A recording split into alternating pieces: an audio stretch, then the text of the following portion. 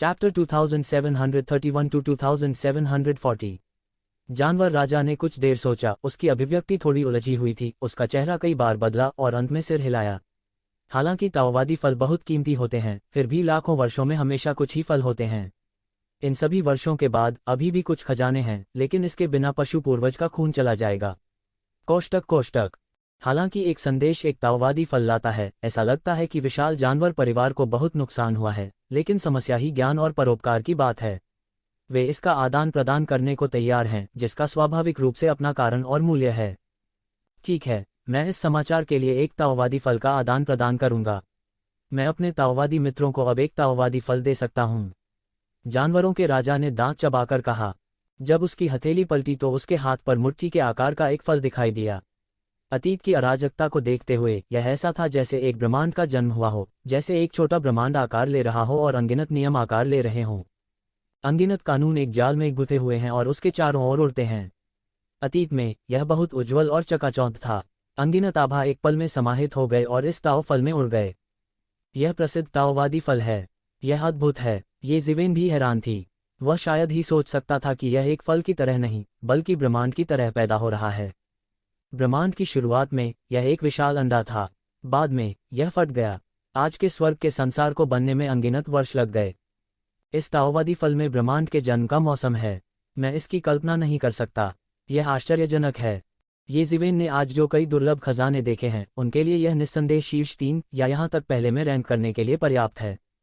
जानवर का पूर्वज दुनिया में आपदा लाने और सम्राट को ऐसा करने के लिए मजबूर करने में सक्षम था। निश्चित रूप से उसके कारण और विवरण थे।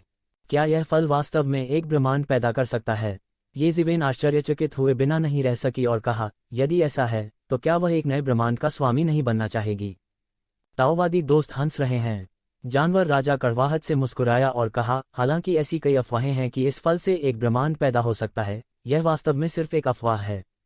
ऐसा करना असंभव है। यह सच है या झूठ तो दूर की बात है। भले ही यह सच हो, एक ब्रह्मांड को हैच करने में 10 बिलियन से अधिक वर्ष लगेंगे।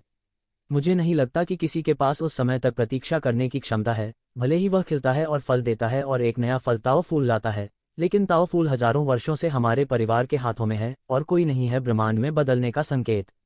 मुझे लगता है कि यह शायद सिर्फ एक अफवाह है। उद्धरण चिन्ह। ये जिवेन का दिल भी गुप्त रूप से जीव है। 10 अरब साल, मुझे डर है कि देवताओं का जीवन समाप्त हो जाएगा।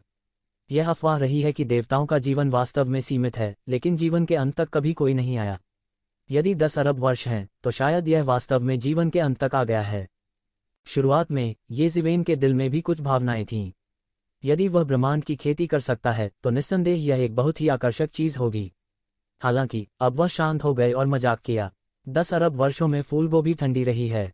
उसने फिर भी दाओगुओ को निगलने का फैसला किया। उस समय वह राजा के क्षेत्र के बाद के चरण में पहुंच गया और उसकी युद्ध प्रभावशीलता में फिर से छलांग और सीमा में सुधार हुआ। लेकिन यह तब तक संभव नहीं होगा जब तक युद्ध समाप्त नहीं हो जाता।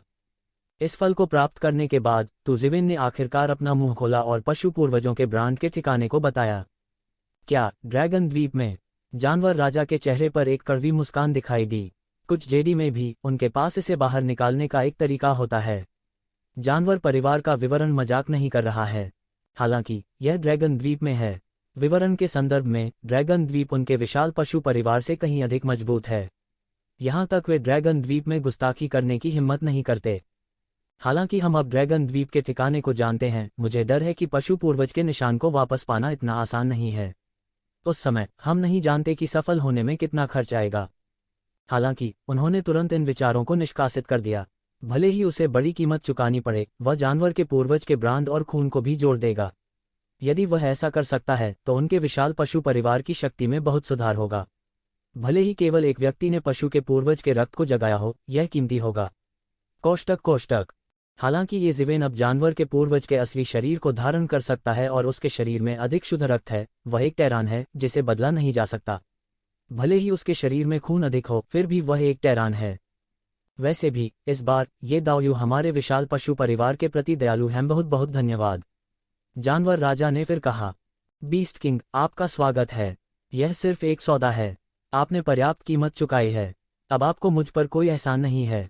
ये जिवेन, हे, आपको इसका अधिकतम लाभ उठाने के लिए समय पर इस तरह की चीजों का उपयोग करने की आवश्यकता है।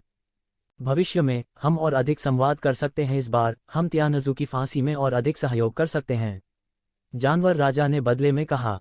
10 देव राजाओं में जानवरों का राजा अपने अहंकार के लिए प्रसिद्ध है। वहीं उनके उग्र स्वभाव के कारण बहुत से लोग उनसे संवाद करने को तैयार नहीं हैं। अब वे ऐसे शब्द कहते हैं।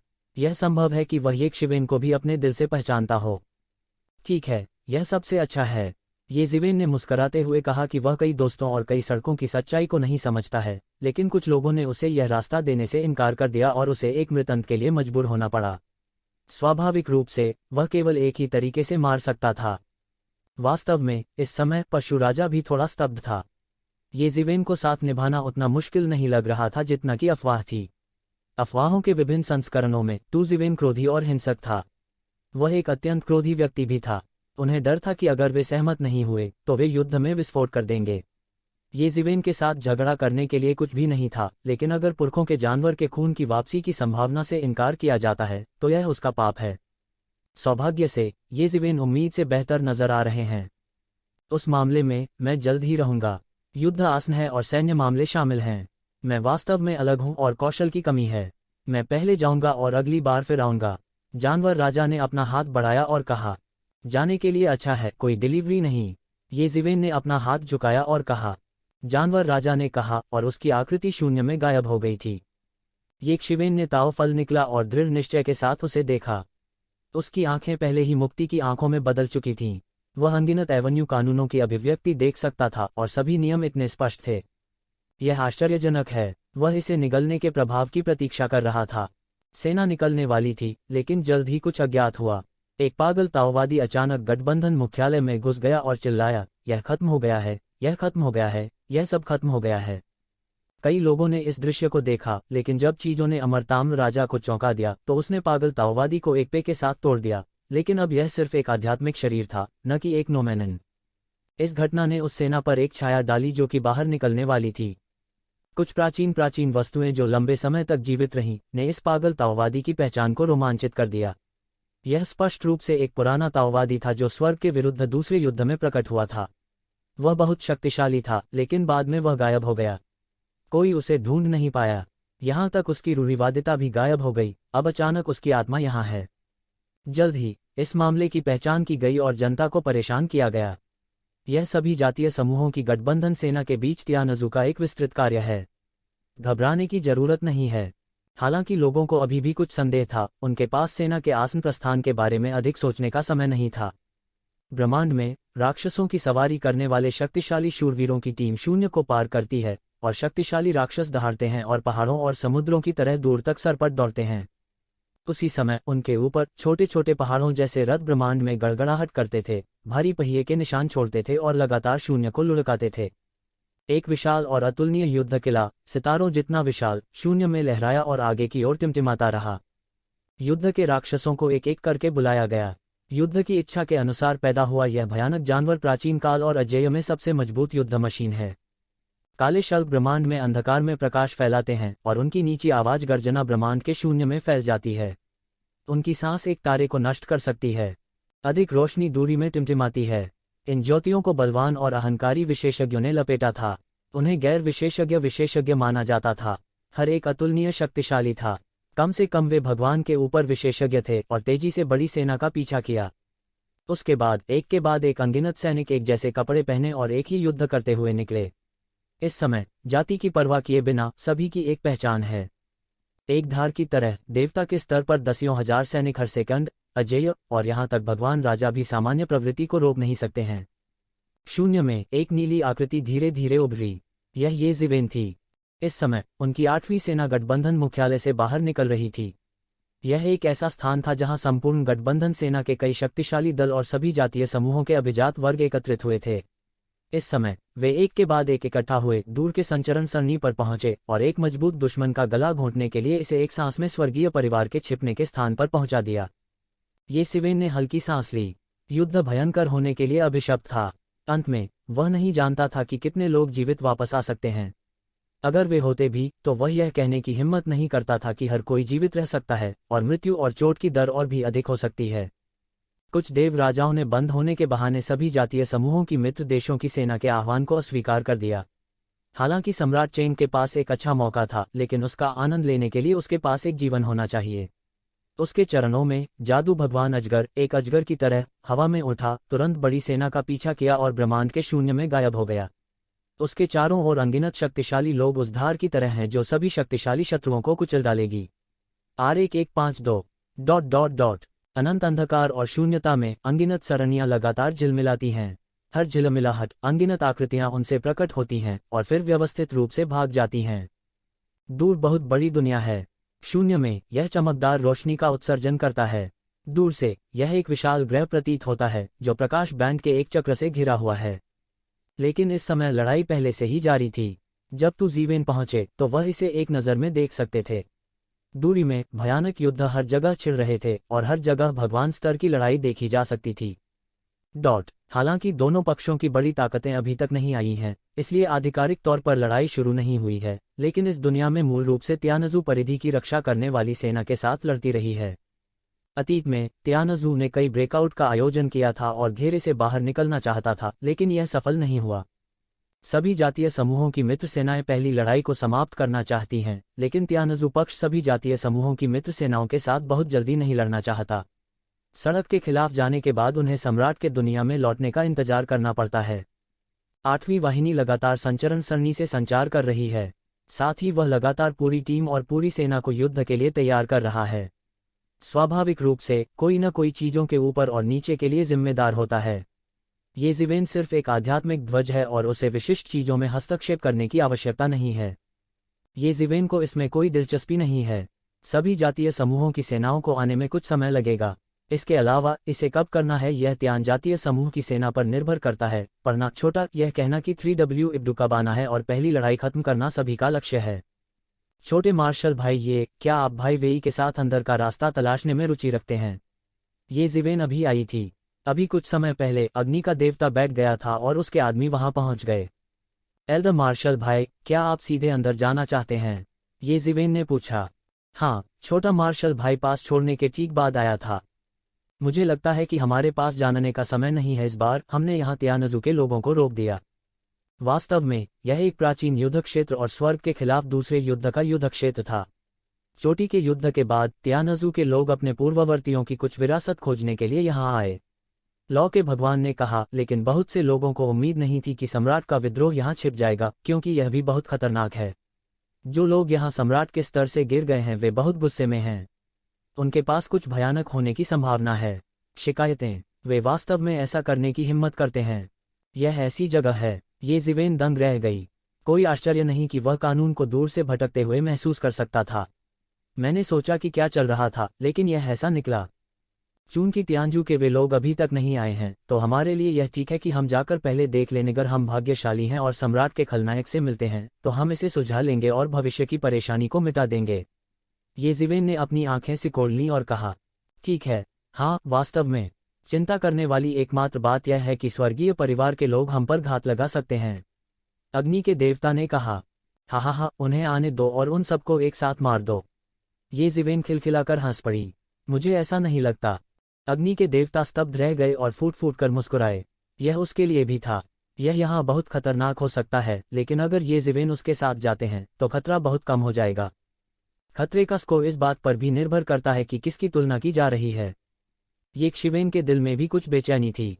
बस सीधे अंदर जाओ और सम्राट के विद्रोह का पता लगाओ। किसी भी चीज से बेहतर है कि इन खतरों को जड़ से मिटा दिया जाए। प्राचीन युद्ध क्षेत्र यिन और जानलेवा क्यूई से भरा हुआ था। अनगिनत वर्षों के बाद भी यह वैसा ही था जैसा कि युद्ध अभी अभी हुआ था। ऐसा लगता था कि उस वर्ष के युद्ध को स्पष्ट रूप से देखा जा सकता है, सिर्फ इसलिए कि यह अंतहीन जानलेवा आत्मा पूरी दुनिया को लगातार धोती है। यह हर जगह बहुत उजाड़ दिखती है, एक बंजर भूमि का दृश्य, मृत। समय समय पर आप एक प्रकाश को आकाश से गुजरते हुए देख सकते हैं। ऐसा लगता है कि यह आक्रोश की भावना है। उनमें से कुछ अनगिनत साल पहले विशेषज्ञों द्वारा निभाई गई जादुई शक्तियां हैं। वे अभी तक निस्तेज नहीं हुए हैं। वे आकाश में टकराते और लड़ते रहते हैं, मानो वे सैकड़ों लाखों वर्षों के बाद भी लड़ रहे हों। कोष्टक। यहाँ सभी नियम टूट गए हैं, सभी सड़कें छिपी हुई हैं और सब कुछ कोमा में है। ये जीवेन और आग के भगवान ने इस क्षेत्र में कदम रखा। हालांकि पूरे क्षेत्र में शक्तिशाली जादुई शक्तियां आपस में टकरा रही थीं और दूर दूर तक शिकायतों की गड़गड़ाहट और गर्जन की आवाज थी। एक तरह का अंधेरा था जिससे लोग बेहद शांत महसूस करते थे। पूरे इलाके में कई सालों से किसी ने पैर नहीं रखा था। एक महान युद्ध ने अनगिनत वर्षों से इस युद्ध के मैदान का निर्माण किया है, जो कभी कम नहीं हुआ। हालांकि येज़िवेन के पदार्पण के बाद से उसने ऐसी कई जगहें देखी हैं, उससे भी भयानक जगहें। ये शीवेन को सम्राट के छिपने की जगह में भी कुछ दिलचस्पी है, लेकिन वह बेहतर जानता है कि ऐसी जगहें मरने के बाद भी भयानक कब्रें बनेंगी। आकाशीय दफन के स्थान पर भगवान राजा केवल घृणा पी सकता है जब वह अंदर जाता है उस तरह के लोगों की कब्रें। यह साधारण परमेश्वर राजा नहीं है जो पास आने की हिम्मत करता है। वे पूरे रास्ते युद्ध के मैदान में दाखिल हुए। येज़िवेन वहां थी और बचने के लिए कुछ भी नहीं था। वे पूरी तरह से सभी तरह से आगे बढ़े। समय समय पर दूरी में वे देख सकते थे कि दूर से एक शक्तिशाली अंगरक्षक और जोरदार क्यूई के साथ एक गॉड किंग उड़ रहा था। केवल येज़िवेन और अग्नि के देवता को ही इस युद्ध क्षेत्र का विचार नहीं था। एक बार जब दोनों पक्षों की सेना वास्तव में लड़ने के लिए निकल जाती है, तो सेना के बह जाने के बाद उनके लिए कोई साहसिक कार्य करना असंभव है। यदि वे कुछ हासिल करना चाहते हैं तो उन्हें पहले प्रवेश करने के लिए इस अवसर का लाभ उठाना होगा, लेकिन वे मूल रूप से गॉड किंग स्तर के विशेषज्ञ हैं। वे बहुत तेज थे और सभी तरह से बह गए। उन्हें कई शिकायतें मिलीं, उन सभी को येज़िवेन ने हराया था। उन्हें ज्यादा फायदा नहीं हुआ, लेकिन उन्होंने परवाह नहीं की। वे सिर्फ अपनी किस्मत आजमा रहे थे। वाह! अचानक येज़िवेन ने देखा कि दूर में एक रोशनी चमकी। यह केवल येज़िवेन की छुटकारे की आंखों में चमका और बिना निशान के गायब हो गया, लेकिन येज़िवेन ने इसे पाया। त्यानज़ू। हालांकि येज़िवेन ने यह नहीं देखा कि यह क्या था, फिर भी उन्होंने स्वर्गीय परिवार की गंध को महसूस किया। उसने तुरंत अपने बगल में आग के भगवान के साथ चिल्लाया और उन दोनों ने पीछा किया। पलक झपकते ही इसने करोड़ों मील की दूरी तय कर ली है। चारों ओर मौसम बदल गया है। मुझे नहीं पता कि मैं कहाँ हूँ। अंत में येज़िवेन ने इस आंकड़े को पकड़ लिया। दूर से देखने पर वह वास्तव में काले बालों वाला एक नर शेर था। इस समय वो येज़िवेन को घूर रहा था। उसकी पूंछ कांटों से ढंकी हुई थी, जिससे एक अत्यंत खतरनाक भावना निकल रही थी। उसने येज़िवेन को देखा और धीमी आवाज में गुर्राता रहा। निश्चित रूप से यह स्वर्गीय परिवार है। हाँ, यह उनका बंदी आत्मिक पशु होना चाहिए। येज़िवेन ने धीरे से कहा कि उसका अनुमान गलत नहीं था। ठीक है, हाँ, यह एक कांटेदार पूंछ वाला शेर है। आग के देवता ने कहा, त्यान परिवार द्वारा रखे गए कई आत्मिक जानवरों में इस तरह का कांटेदार पूंछ वाला शेर निश्चित रूप से शीर्ष 100 में रैंक कर सकता है। उलझाना बहुत मुश्किल है। उसकी सांसों को देखते हुए मुझे डर है कि वह प्रवेश कर गया है। भगवान का राज्य, ईश्वरीय राज्य, मुझे डर है कि यह उससे कहीं अधिक है। येज़िवेन ने अपनी आंखें सिकोड़ लीं। ऐसा लगता है कि हमें धोखा दिया गया है। इस कांटेदार पूंछ वाले शेर को विशेष रूप से हमें लुभाना चाहिए। जी मानव, आपकी प्रतिक्रिया धीमी नहीं है। कांटेदार पूंछ वाले शेर ने धीरे से अपना मुंह खोला और उसके चेहरे पर कुछ मजाकिया नजर आया। यह थोड़ा स्तर है, लेकिन यह अफसोस की बात है कि वे सभी अंत में मरने वाले हैं। येज़िवेन ने उपहास किया, मुझे लगता है कि तुम्हारा उद्देश्य हमें यहाँ मारने के लिए ले जाना है, लेकिन तुम्हें कैसे पता कि मैं तुम्हारे साथ जानबूझकर नहीं आया था?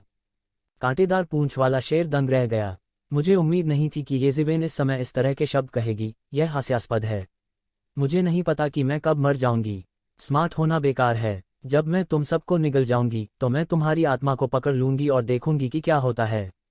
आप उस समय कह सकते हैं। जैसे ही अग्नि के देवता का चेहरा बदला, उनकी प्रतिक्रिया धीमी नहीं थी। उसे ऐसी अनजानी जगह, खतरनाक जगह पर पेश किया गया। यह कल्पना की जा सकती है कि यह अच्छी बात नहीं होगी। हालांकि येज़िवेन को थोड़ा देखने के बाद उसे राहत मिली। अगर वह अकेला होता तो उसे डर था कि यह एक आपदा होगी, लेकिन यहाँ सब कुछ पूरी तरह से अलग होगा। किसका दुर्भाग्य होना चाहिए, यह जरूरी नहीं कि सच हो। ठीक है, तुम्हारी ताकत कमजोर नहीं है। भले ही तुम त्यानज़ू के विशालकाय नहीं हो, यह त्यानज़ू के विशालकाय व्यक्ति द्वारा रखा गया एक आत्मा जानवर होना चाहिए। आप बस सम्राट के ठिकाने के बारे में पूछ सकते हैं। येज़िवेन ने बिना हिले डुले धीरे से कहा। आधे रास्ते में ही उसे पकड़ लेने पर उसे एहसास हुआ कि यह गलत है, लेकिन उसने परवाह नहीं की। वह शक्तिशाली और सनकी था। वह अभी भी चिंतित था कि वह सम्राट के ठिकाने का पता नहीं लगा सका। अब उसने रास्ता पूछने के लिए इस कांटेदार पूंछ वाले शेर को पकड़ लिया। इस तरह के एक भयंकर जानवर की तुलना बाहर के उन साधारण स्वर्गीय परिवारों से नहीं की जा सकती। गर्जन। कांटेदार पूंछ वाला शेर जोर से दहाड़ता है और पूरा युद्ध क्षेत्र कांपने लगता है। अनगिनत कानूनों को प्रकट किया गया और उनकी मजबूत ताकत दिखाते हुए एक पल में तोड़ दिया गया। पीक भगवान राजा ज्वाला प्रभु का चेहरा अचानक बदल गया। अप्रत्याशित रूप से कांटेदार पूंछ वाले शेर में इतनी ताकत होगी, जो लगभग केवल शीर्ष 10 देव राजाओं के अधीन है। अगर वह अकेले इतने ऊंचे हाथ का सामना करता है तो मुझे डर है कि अंत में वह केवल शर्मिंदगी में बच सकता है। नहीं, यह एक समस्या है कि क्या वह बच भी सकता है। यह कांटेदार पूंछ वाला शेर वास्तव में बहुत शक्तिशाली, उग्रता से भरा और भव्य है। यह आकाश में एक काले सूरज की तरह है और कांटों की आंखें नहीं खुलती। साधारण शिखर भगवान राजा को भुगतना पड़ेगा यदि वह इससे मिलता है। दानव चील राजा की हद तक, अगर वह उससे मिलता है तो वह ठीक नहीं हो सकता। कितने घमंडी इंसान हैं, आज मैं तुम दोनों को निगलकर मर जाऊंगा। कांटेदार पूंछ वाला शेर दहाड़ा। उनकी राय में येज़िवेन मौत की तलाश में थे। उसने इन दो लोगों को देखा। एक राजा के राज्य क्षेत्र का केवल प्रारंभिक चरण था और दूसरा राजा के क्षेत्र का मध्य चरण था, जो कुछ भी नहीं था। लेकिन दुर्भाग्य से उन्होंने गलत गणना की। जब येज़िवेन ने जानबूझकर अपनी सांस को छुपाया तो उसने पूरी तरह से गलत अनुमान लगाया। गुंजन। एक उपहास के साथ येज़िवेन ने अचानक एक बड़ा हाथ पकड़ लिया और उसे एक सुनहरे हाथ में बदल दिया, जैसे आसमान से बादल लटक रहा हो। वह जितना लंबा बढ़ता गया उतना ही बड़ा होता गया और एक पल में उसे कांटेदार पूंछ वाले शेर पर पकड़ लिया। एक दोस्त की किताब की सिफारिश करें, कैंडो बहुत पवित्र है। करने के लिए जारी। कांटेदार पूंछ वाले शेर ने अपना मुंह खोला, एक बड़े मुंह में बदल गया और सीधे हमला किया और येज़िवेन के बड़े हाथ को काट लिया, जैसे कि उसे जिंदा निगल जाना हो। लेकिन यह बेकार था। यह सीधे येज़िवेन द्वारा थपथपाया गया था और एक उल्का की तरह सैकड़ों हजारों मील दूर उड़ गया। फिर येज़िवेन एक कदम में बाहर निकली और तुरंत उल्टे उड़ते हुए रीढ़ विहीन शेर को पकड़ लिया। फिर उसका बड़ा हाथ एक बोरी की तरह गिर गया, बिना रीढ़ वाले शेर को सीधे पकड़ लिया, उसकी सुरक्षात्मक रोशनी को एक पल में कुचल दिया और उसका शरीर येज़िवेन के हाथ में आ गया। वह संघर्ष करने की कोशिश करता रहा, लेकिन यह बेकार था। वह येज़िवेन के हाथ से मुक्त नहीं हो सका। ठीक है, क्या आप इसके बारे में सोचना चाहते हैं? यदि आप मेरी आत्मा के जानवर हैं तो मैं आपको आज जाने दूंगा। येज़िवेन ने धीरे से कहा, जल्दी में नहीं। सब कुछ उसके नियंत्रण में है। स्वाभाविक रूप से वह जल्दी में नहीं है। गर्जन। कांटेदार पूंछ वाला शेर जोर से दहाड़ता है और उसके शरीर से सीधे एक भयानक शक्ति निकलती है। इसने अप्रत्याशित रूप से येज़िवेन के बड़े हाथ को जिंदा हिला दिया और येज़िवेन के हाथ से बच गया। उसने सीधे उस स्रोत को जला दिया जो येज़िवेन के हाथों से बच सकता था। अन्यथा येज़िवेन के बड़े हाथों से बचना असंभव होगा। दोनों पक्षों की ताकत बहुत दूर है। इस समय उन्होंने अंततः महसूस किया कि उन्होंने लोहे की प्लेट को लात मारी थी और जिस व्यक्ति को उन्होंने पाया वह राजा के राज्य के बीच में एक साधारण राजा नहीं था। यहाँ तक उसने अपने शिखर भगवान राजा के साथ भी खेला। वह येज़िवेन से लड़ना नहीं चाहता था। वह जल्दी से एक सपने देखने वाले में बदल गया और बचना चाहता था। टकराना। हालांकि येज़िवेन की प्रतिक्रिया तेज थी। हालांकि वह चौंक गया और उसने अपना बड़ा हाथ खोल दिया। वह थोड़ा हैरान हुआ, लेकिन वह बिल्कुल भी नहीं घबराया। उसने सीधे थप्पड़ मार दिया। कांटेदार पूंछ वाले शेर की मौके पर ही तस्वीर लग गई। पूरा शरीर जमीन पर गिर गया और सीधे जमीन पर 1 किलोमीटर के गड्ढे में जा गिरा। उसके और येज़िवेन के बीच ताकत का अंतर बहुत दूर है। यहाँ तक अगर वह बच भी जाता है, यह येज़िवेन के चेहरे पर निर्भर करता है। यह शीर्ष 10 दिव्य राजाओं की युद्ध प्रभावशीलता है। हालांकि कड़ाई से बोलते हुए शीर्ष 10 दिव्य राजा अभी भी शीर्ष दिव्य राजाओं के दायरे हैं, लेकिन युद्ध की प्रभावशीलता और सड़क की समझ के मामले में मैं नहीं जानता कि सामान्य शीर्ष दिव्य राजाओं की तुलना में कितना बेहतर है। लगभग तालियों के साथ खेल रहा है। टकराना, टकराना, टकराना। इस कांटेदार पूंछ वाले शेर ने एक पल के लिए भी हार नहीं मानी है। इस कारण से जो कोई भी दृढ़ नहीं है वह मौत से लड़ेगा, भले ही वह जानता हो कि उसे मौत का सामना करना पड़ सकता है। वो तेज मारता रहा और येज़िवेन पर पलटवार किया। वैसे भी वह बच नहीं सका। पलटवार करना बेहतर हो सकता है। शायद वह मौत से बच सकता था, लेकिन यह बेकार था। वो तेजी से आगे बढ़ रहा था, लेकिन येज़िवेन द्वारा लगातार उसकी तस्वीरें खींची जा रही थीं। उसके पूरे शरीर में घनी दरारें, खून के छींटे और हड्डी के टुकड़े उड़ रहे थे। कहो, सम्राट का विद्रोह कहाँ है? जब तक तुम कहोगे मैं तुम्हें जाने दूंगा। मेरा मतलब है कि मैं क्या कहता हूँ और अपना वादा कभी नहीं तोड़ता। वैसे भी अगर आप इसे कहते हैं तो किसी को पता नहीं चलेगा कि आपने यह कहा था। मेरे पास आकाश को धोखा देने का एक तरीका है। कोई भी आपको गिन नहीं सकता। येज़िवेन ने असामान्य रूप से उदासीन दिखते हुए पूछना जारी रखा। आप सोच नहीं सकते, कांटेदार पूंछ वाला यह शेर येज़िवेन के जीवन के अंतिम स्रोत से थक गया था। हालांकि गॉड किंग स्तर पर जीवन का स्रोत बहुत विशाल और लगभग अनंत है, यह इसको भी करता है। येज़िवेन के साथ टकराव में भारी खपत का कोई अंत नहीं है और इसे बिल्कुल भी समर्थित नहीं किया जा सकता है। और कुंजी यह है कि जीवन के स्रोत को जलाने के बाद भी उसकी ताकत अभी भी येज़िवेन की ताकत से दूर है। अंत में वह भी हताश था, लेकिन आखिरी समय में भी वह सम्राट के ठिकाने को धोखा देने को तैयार नहीं था। बूम! कांटेदार पूंछ वाला शेर सीधे फटा, विस्फोट हुआ और धुएं और धूल में बिखर गया। आग के देवता ने यक्षिवेन को देखा और आश्चर्यचकित हुए बिना नहीं रह सका। यह कांटेदार पूंछ वाला शेर 10 साल पहले के राक्षस गरुड़ राजा की तुलना में कमजोर नहीं है, लेकिन अब उसके पास यज़िवेन के सामने वापस लड़ने की शक्ति भी नहीं है। वह बस तालियों से बजाया गया। कल्पना की जा सकती है कि पिछले 10 वर्षों में उनकी प्रगति कितनी आश्चर्यजनक रही है। हालांकि किंग राजवंश के चांद के राजा के साथ पहली लड़ाई बहुत ही चौंकाने वाली थी, लेकिन यह अपनी आंखों से देखने और लिखने से बहुत दूर था। इस कांटेदार पूंछ वाले शेर के आने को दबाना लगभग आसान था। हालांकि यज़िवेन की भौहें तनी थीं और वह संतुष्ट नहीं था। वह इस मौके से चूक गया और उसके पास सम्राट को खोजने का एक और छोटा मौका था। सम्राट के खलनायक के रूप में त्यानज़ू में भी मुझे डर है कि यह अल्पसंख्यक का अल्पसंख्यक है। यह जानना असंभव है कि क्या आप एक निश्चित स्तर तक नहीं पहुंचते हैं, लेकिन ऐसे पात्र त्यानज़ू में भी दुर्लभ हैं और उनके मिलने की संभावना बहुत अधिक नहीं है। छोटे मार्शल भाई, तू पिछले 10 वर्षों में आपकी प्रगति अद्भुत है, अग्नि के देवता ने कहा। उसे अचानक लगा कि वह इससे थोड़ा परिचित है। ऐसा लगता था कि यक्षिवेन को जानने के बाद उसे अक्सर ऐसे शब्द कहने पड़ते थे। उनकी प्रगतिशील दुनिया में यह दुर्लभ था और लोगों को शर्म आती थी। इससे उसे महसूस हुआ कि वह पहले लगभग एक कुत्ते पर रह चुका था। हा, बड़े मार्शल भाई, मैं तुम्हारी चापलूसी करता हूं आपकी स्थिति के साथ। बड़े मार्शल भाई, आप कुछ वर्षों में इस कांटेदार पूंछ वाले शेर के साथ तुलना करने में सक्षम होंगे। यज़िवेन खिलखिलाकर हंस पड़ी। इस कांटेदार पूंछ वाले शेर को मारे जाने पर ज्यादा फायदा नहीं हुआ। अधिक से अधिक इसने अपने मांस और रक्त का उपयोग किया और कई दानव राजाओं को कैद में खड़ा किया। हालांकि व्यक्तिगत गुणवत्ता खराब है, दानव ध्वज में राक्षस राजा मात्रा से जीतने का मार्ग अपना सकता है। उस समय यज़िवेन भी एक बड़ी मदद हो सकती है। यह अफसोस की बात है कि दानव ध्वज के केवल टुकड़े ही बचे थे। यहां तक उनके हाथ में राक्षस ध्वज भी टुकड़ों में से एक है। पौराणिक दानव ध्वज की शक्तिशाली शक्ति को वास्तव में लहराने का कोई तरीका नहीं है। जब दानव ध्वज को हिलाया गया तो विश्व दानव परिवार को उल्टा कर दिया गया और सूर्य और चंद्रमा ने रंग बदल दिया। जब आप उस दृश्य के बारे में सोचते हैं तो आप अविश्वसनीय और असीम शक्तिशाली महसूस करते हैं। अब हो सकता है कि उस वर्ष में तुम्हारी शक्ति का 1000वां भाग भी न रहे। जब तक वह एक दिन पौराणिक क्षेत्र तक नहीं पहुंच पाता, तब तक वह एक गाइड के रूप में अपने वर्तमान दानव ध्वज के साथ स्वर्ग और दुनिया से अन्य टुकड़ों को बुलाने में सक्षम होगा। उस समय उसके पास दानव ध्वज के पूर्ण संस्करण की शक्ति को देखने का अवसर हो सकता है। अरे, इसमें कई साल नहीं लगते। मैंने सोचा था कि इसमें वास्तव में कई साल नहीं लगते हैं।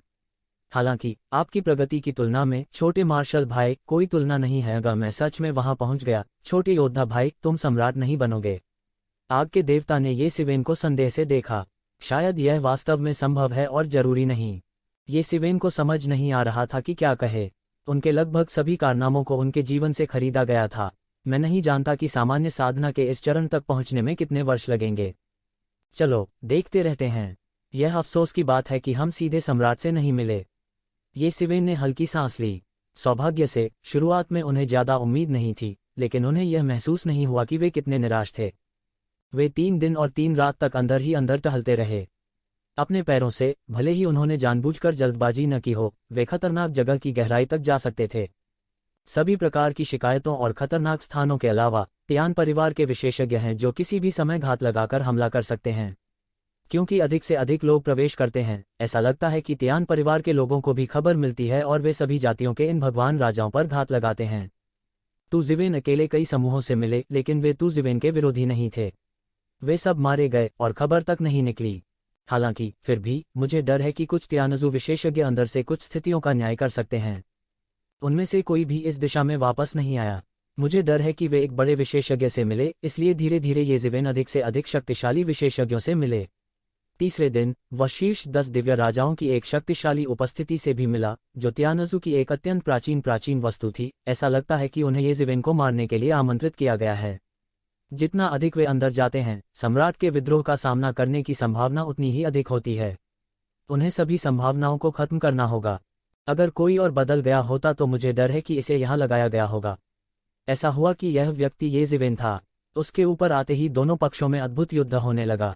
एक लंबे युद्ध के बाद आखिरकार उसे यक्षिवेन द्वारा दबा दिया गया। यद्यपि स्वर्गीय परिवार का यह प्राचीन किंग राजवंश के चंद्रमा के राजा की तुलना में थोड़ा अधिक मजबूत है, लेकिन यह यज़िवेन के लिए थोड़ा परेशानी भरा है। यह बिल्कुल भी नहीं है। इस दिन यज़िवेन और अग्नि के देवता युद्ध के मैदान के केंद्र में गहरे चले गए थे। वे दोनों सीधे इसी दिशा में आ गए। अधिक से अधिक शक्तिशाली विशेषज्ञ अवरुद्ध हो गए, जिससे येज़िवेन को भी समझ में आ गया कि वह डर गया था कि वह इस युद्ध के मैदान में तियानजू के आधार शिविर के करीब था। यदि उसने सही अनुमान लगाया तो सम्राट का विद्रोह यहाँ हो सकता है। अन्यथा तियानजू के विशेषज्ञ खुद को मिटाने के लिए इतने उत्सुक नहीं होते। हालांकि कोई सेना नहीं है, येज़िवेन कम या ज्यादा अनुमान लगा सकती हैं। मुझे डर है कि ऐसा इसलिए है क्योंकि बहुत सारे दिव्य राजा चुपके से आ रहे हैं। बहुत सारे लोग हैं जिनके पास ये शीवेन के समान विचार हैं। वे सभी दिव्य राजा के ऊपर के विशेषज्ञ हैं। युद्ध के मैदान में स्वर्गीय परिवार के विशेषज्ञ डरते हैं कि वे खुद पर ध्यान देने में बहुत व्यस्त हैं। किसी पुराने एंटीक को आमंत्रित करना आसान नहीं है। अन्य दिशाओं में यह संभव है कि शीर्ष 10 गॉड किंग स्तर के स्वामी चुपके से आ गए हों। युद्ध शुरू होने से पहले सम्राट को ढूंढना और उसे मारना सबसे अच्छा है, और फिर ताऊ बनने के अवसर का लाभ उठाएं। यहाँ तक देवताओं के बीच आधिपत्य पक्ष का अस्तित्व भी एक के बाद एक घुसता गया। सभी जातीय समूहों की गठबंधन सेना के बीच ऐसे विशेषज्ञ पूरे युद्ध क्षेत्र को उल्टा करने के लिए पर्याप्त हैं। इसकी तुलना में येज़िवेन इतना आकर्षक नहीं है। येज़िवेन इनमें से कुछ की गणना भी कर सकती हैं। हालांकि युद्ध के मैदान में भारी अराजकता है, वह शक्तिशाली है और कुछ गणना कर सकता है। उनके सामने एक विशाल नदी दिखाई दी, मानो क्षितिज से बहकर क्षितिज के अंत में आ गई हो। वास्तव में जो चीज उन्हें प्रभावित करती थी वह यह थी कि नदी के साथ साथ लाशें तैरती रहती थीं। R1152 ये लाशें, जिनका पहली बार प्रचार किया गया है, एक अमर दिव्य शक्ति का उत्सर्जन करती हैं। अनगिनत वर्षों तक मरने के बाद भी लाशें सड़ेंगी नहीं और अमर प्रताप प्रकट होगा। .. समय समय पर आप भगवान राजा के शरीर को नदी पर तैरते हुए भी देख सकते हैं, अत्यधिक गरिमा से बाहर निकलते हुए और नदी के एक हिस्से पर हावी होते हुए। मृत्यु के बाद भी इन देवताओं के बीच एक स्पष्ट पदानुक्रम है। इन लाशों में तियान राष्ट्रीयता और अन्य राष्ट्रीयताओं के स्वामी हैं। यहाँ तक येज़िवेन ने भी कुछ अति प्राचीन जातियों की लाशें देखीं। ये प्राचीन नस्लें अब नहीं रहीं और केवल कुछ क्लासिक चित्रों और ग्राफिक्स में दर्ज की गई हैं। कुछ को स्वर्ग के खिलाफ दूसरे युद्ध में बस बाधित किया गया और परिवार को लगभग नष्ट कर दिया गया। कुछ लोगों को विश्वास हो गया है कि उन्होंने परिवार को नष्ट कर दिया है और अब वे स्वर्ग की दुनिया में नहीं पाए जा सकते। स्वर्ग के खिलाफ 2 युद्ध इतने भयंकर थे कि प्राचीन और आधुनिक समय के बीच कोई तुलना ही नहीं थी। लोंगडो और गुहुआंग, जो प्राचीन काल से बहुत मजबूत रहे हैं, सीधे तौर पर कड़ी टक्कर दी गई है और कई कमजोर नस्लें गायब हो गई हैं और अब नहीं मिल सकती हैं। यह वास्तव में स्वर्ग के खिलाफ युद्ध के लिए एक युद्ध क्षेत्र है, येज़िवेन ने धीरे से कहा। कुछ गायब दौड़ यहाँ पाई जा सकती हैं। स्वर्ग के विरुद्ध 2 युद्ध स्वर्ग की पूरी दुनिया में जल गए। कोई बच नहीं सकता। कहीं भी अज्ञात युद्ध क्षेत्र होना संभव है। हालांकि ये लाशें अभी भी चमकदार सुनहरी रोशनी का उत्सर्जन कर रही हैं। अपने जीवनकाल की गरिमा और अनुल्लंघनीयता की तरह वे मृत्यु की एक मजबूत गंध से लिपटे हुए हैं। किसी भी भगवान की मृत्यु की भावना करोड़ों लोगों की मृत्यु के बाद संघनित मृत्यु की भावना से अधिक है। इससे ऐसा लगता है कि लोग अंडरवर्ल्ड में प्रवेश कर गए हैं, जो दूसरी दुनिया है। यह भयानक है। अग्निदेव यह कहे बिना नहीं रह सके कि केवल इन तैरती हुई लाशों से उनके लिए यह कल्पना करना मुश्किल नहीं है कि 2 विश्व युद्ध कितने दुखद थे। उसके जैसे स्तर का अस्तित्व अंत तक सुरक्षित रूप से जीने में सक्षम नहीं हो सकता है, क्योंकि उसके जैसा एक शीर्ष विशेषज्ञ यह दूसरी पार्टी का पहला लक्ष्य भी होना चाहिए। इसके विपरीत सभी जातीय समूहों की गठबंधन सेना भी पहली बार तियानजू के विशेषज्ञों को निशाना बनाना चाहेगी, ताकि भविष्य के युद्धों का मार्ग प्रशस्त हो सके। उनके जैसे विशेषज्ञ की मृत्यु और चोट की दर सामान्य लोगों की तुलना में अधिक होती है। क्या यह वैतरणी नदी है? मुझे हमेशा ऐसा लगता है कि मैं अंतहीन नरक की ओर ले जाना चाहता हूँ। येज़िवेन की रुचि है। जीवन और मृत्यु का पीछा करना भी उनकी संभावित रुचि है। बेशक वह इस पर ध्यान केंद्रित नहीं करेंगे, लेकिन जब अवसर सामने हो तो वह कैसे हार मान सकते हैं? उसे इस बात का एहसास था कि क्या वह जीवन और मृत्यु के बीच के रहस्य को समझ सकता है। स्वर्ग और पृथ्वी के बीच के सबसे बड़े रहस्य को खोजना संभव है, एक अभूतपूर्व रहस्य। जाओ और देखो, येज़िवेन ने कहा कि उन्होंने मोर्चा संभाला और सीधे ऊपर चले गए। अग्नि का देवता थोड़ा स्तब्ध रह गया और तुरंत उसके पास आ गया। 10 दिनों तक एक साथ सर पर दौड़ने के बाद वे आखिरकार इस नदी के स्रोत पर आ गए, जो एक अत्यंत गहरा कुंड, काला कुंड है। यहाँ तक कि स्वयं भी मृत्यु की गैस से विकसित हुआ है और हवा में एक भयानक शक्ति है। इस गहरे कुंड के ऊपर एक अंतरिक्ष दरार में 3000 फीट नीचे झरने बहते रहे। पूल में दरार में क्या है? येज़िवेन तलाश करना चाहती थी।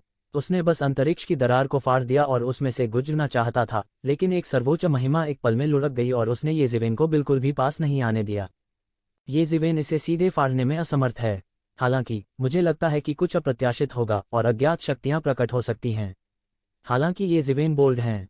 लेकिन वह अपने अंतर्ज्ञान पर अधिक भरोसा करता है। इसके अलावा युद्ध आसन है और यह सबसे अच्छा अवसर नहीं है। यह पता चला है कि शरीर इस जगह से धोया नहीं गया था। आग के भगवान ने अपने दिमाग से पूल को साफ किया और उसमें लाशों का ढेर नहीं पाया। यह और भी अजीब है। मूल रूप से उन्होंने सोचा था कि स्रोत पर या युद्ध के मैदान में एक युद्ध क्षेत्र हो सकता है और सभी जातीय समूहों की कई लाशें हो सकती हैं। अब वे बहुत निराश हैं। यह बिल्कुल नहीं है। ऐसा लगता है कि यह नदी की समस्या नहीं है। क्या ये लाशें मानव निर्मित हैं? येज़िवेन थोड़ा चौंक गई, लेकिन अगर वे ऐसा करते हैं तो उनका उद्देश्य क्या है? यहाँ तक येज़िवेन ने जोर देने की हिम्मत नहीं की कि यह त्यानज़ु था।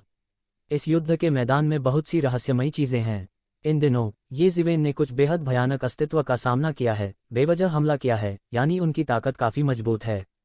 यदि वह सामान्य शिखर भगवान राजा में बदल जाता है तो उसे ऐसी जगह में प्रवेश करने पर घृणा करनी पड़ती है। वे युद्ध पृथ्वी को हिला रहे हैं। वह केवल अकेला ही लड़ सकता है और अग्नि का देवता मदद नहीं कर सकता। लड़ाई ने बहुत कुछ अनुभव किया है, लेकिन यह अफसोस की बात है कि बहुत अधिक फसल नहीं हुई है। अब सोचिए उन लाशों के बारे में जो नदी में तैर रही हैं। उन्होंने कोई धन नहीं छोड़ा। ऐसा लगता है कि उन्हें छीन लिया गया है। यह प्राकृतिक से अधिक मानव निर्मित जैसा दिखता है। हालांकि इससे पहले कि वह सोचना जारी रखता, त्यानयुवान के दर्पण में एक हलचल हुई। यह पता चला कि ये कियान जाग गया। एक रोशनी चमकी और ये कियान येशिवेन के सामने प्रकट हुआ। उसने सफ़ेद कपड़े पहने थे और धूल उठाई थी। उसका सुंदर चेहरा कुछ ठंडा था। येशिवेन को देखकर वह बस मुस्कुराया। आप अंत में जाग। हाँ, यह केवल एक साधारण संवाद है, लेकिन इसमें हजारों शब्द हैं। सब कुछ काफ़ी है। येज़िवेन ने धीरे से ये कियान की नर्म ली, गर्म और नर्म पकड़ ली। उन्होंने जीवन और मृत्यु का अनुभव किया था और उन्हें ज़्यादा कुछ कहने की आवश्यकता नहीं थी। इसके अलावा ये कियान बात करने वाला नहीं था। यह कौन है? ज्वाला भगवान थोड़ा सहम गए। एक आदमी अचानक क्यों दिखाई दिया? ये कियान ने बहुत पहले ही मृत्यु के प्रभु की विरासत को स्वीकार कर लिया था। यद्यपि अग्नि का देवता जानता है कि ऐसा कोई व्यक्ति है, उसने इसे कभी नहीं देखा। यह मेरी पत्नी है, ये कियान। येज़िवेन ने मुस्कराते हुए कहा, कियान, यह मेरा बड़ा मार्शल भाई है, अग्नि का देवता है। वह सप्ताह के दिनों में मेरा बहुत ख्याल रखता है। मैं आज ले सकता हूँ, बड़े मार्शल भाई ने बहुत कुछ किया है। यह भी वही है जो तू शिवेन ने अपने दिल से कहा था। वह अग्नि के देवता के बहुत आभारी हैं। जब से उसने गुप्त घाटी में प्रवेश किया है, अग्नि के देवता ने उसकी कई बार सहायता की है। यदि अग्नि का स्वामी न हो तो वह धीरे धीरे हजारों वर्षों तक विकसित होगा। यह कोई मजाक नहीं है। इसलिए भले ही उसकी ताकत आग के भगवान से आगे निकल गई हो, फिर भी वह उसे एक वरिष्ठ भाई कहने को तैयार है। इसका उसकी ताकत से कोई लेना देना नहीं है, लेकिन वास्तव में वह कृतज्ञ है। मैंने बड़े भाई को देखा है। ये कियान ने अपने बड़े योद्धा भाई को बुलाने के लिए येज़िवेन का अनुसरण किया। उन्होंने अनुग्रह और सम्मान के साथ सलामी दी। ये कियान का जन्म एक कुलीन परिवार में हुआ था। स्वाभाविक रूप से वह इस संबंध में शिष्टाचार नहीं खोएगा। अच्छा, भाभी विनम्र हैं। अग्नि के देवता मुस्कुराए और अपना मुंह बंद नहीं कर सके। हालांकि वह हुआ मैंगान के बारे में जानता था, फिर भी उसने परवाह नहीं की। येज़िवेन की वर्तमान सत्ता स्थिति के साथ, भले ही पत्नियों और रखेलियों के समूह हों, यह एक साधारण बात है। यह कोई अजीब बात नहीं है। यहाँ तक मजबूत महिला चिकित्सक भी अक्सर हजारों नरपालतू जानवरों को कैद में रखती हैं। यह आश्चर्य की बात नहीं है। ये वो दुनिया है जहाँ ताकतवर की इज्जत होती है। इससे कोई फर्क नहीं पड़ता कि पुरुष महिला हैं या नहीं। फोकस मजबूत है। हालांकि वह और येज़िवेन वास्तव में अच्छे दोस्त हैं। उनके बीच कोई साजिश नहीं है। वे अन्य छिपे हुए घाटी राजाओं की तुलना में बहुत अधिक सामंजस्यपूर्ण हैं और संबंध स्वाभाविक रूप से अतुलनीय हैं। लेकिन क्या आप हमेशा वहां रहे हैं? अग्नि के देवता ने उनकी शंका पूछी। येज़िवेन ने उसे ये कियान के बारे में थोड़ा समझाया और पहले और बाद में जो कुछ हुआ उसके बारे में थोड़ा बताया। उसी समय उसने ये कियान को भी समझाया।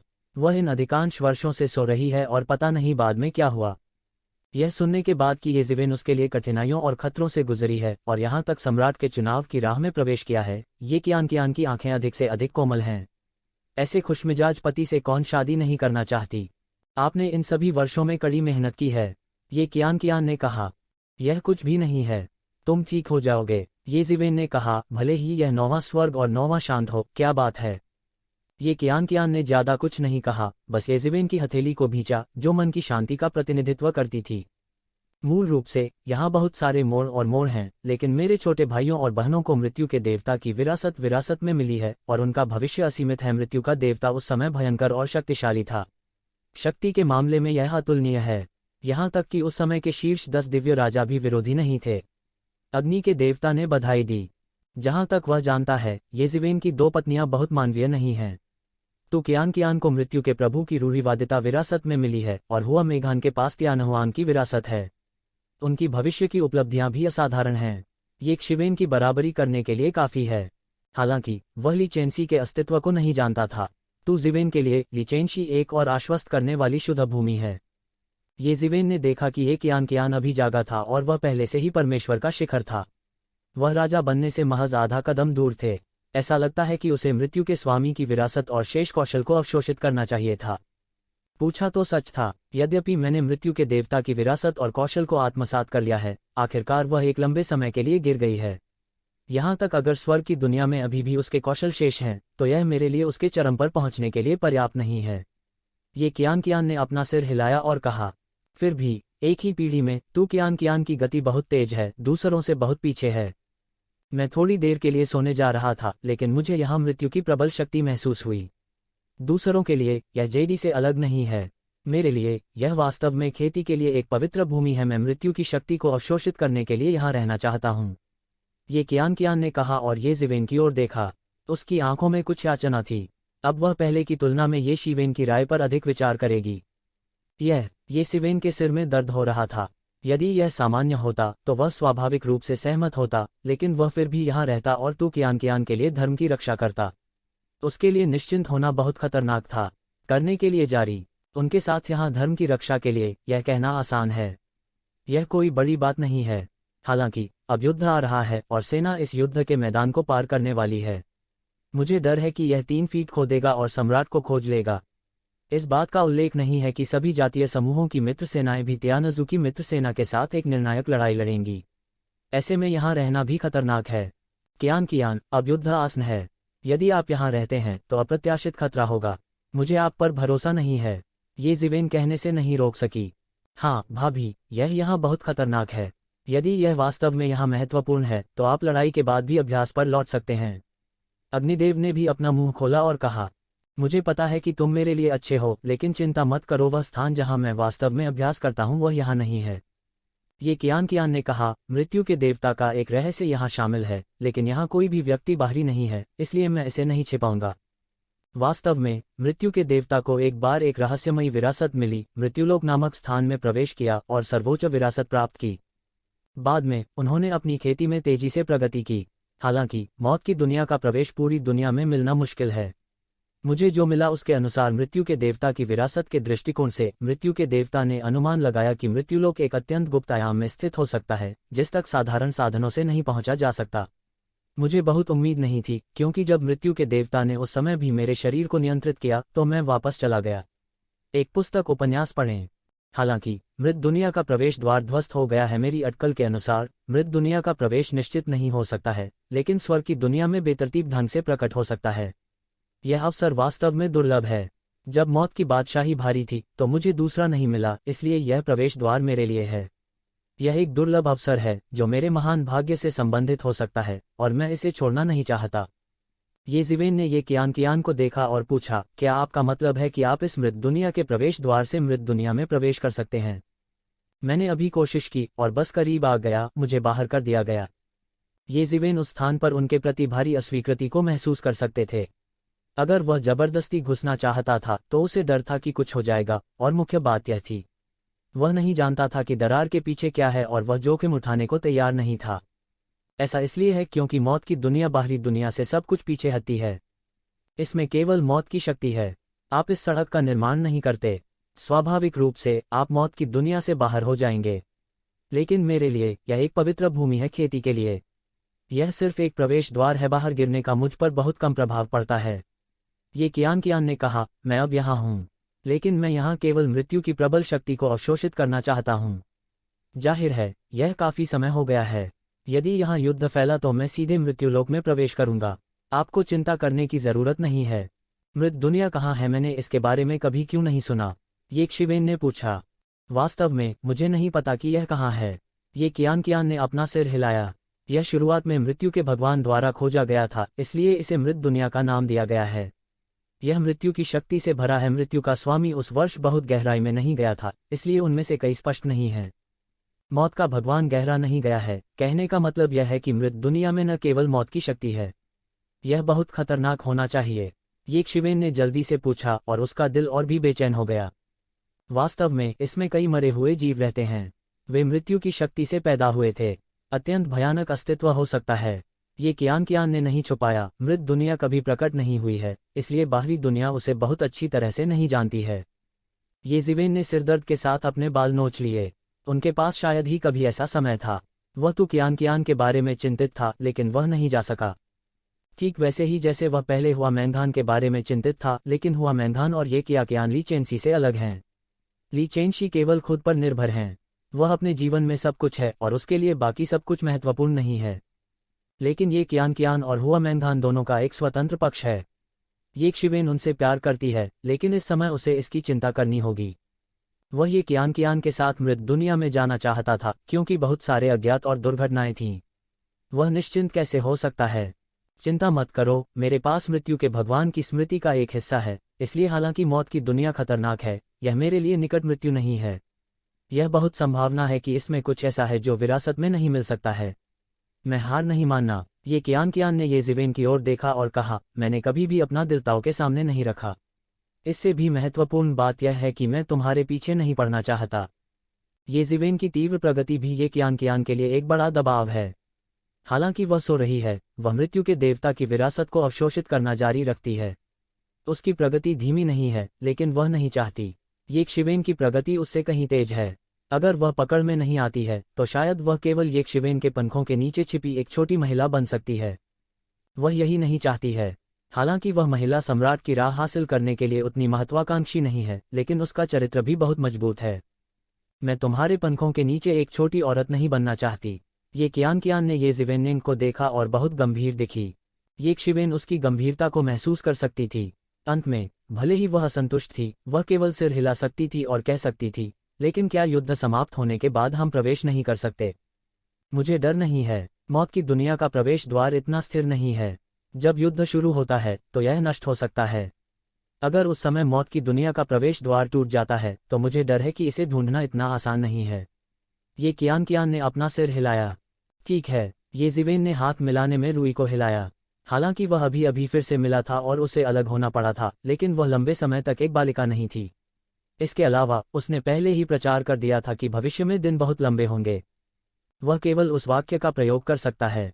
यदि दो भावनाएं लंबे समय तक रहती हैं, तो क्या वे दिन रात खुद को आराम देंगी?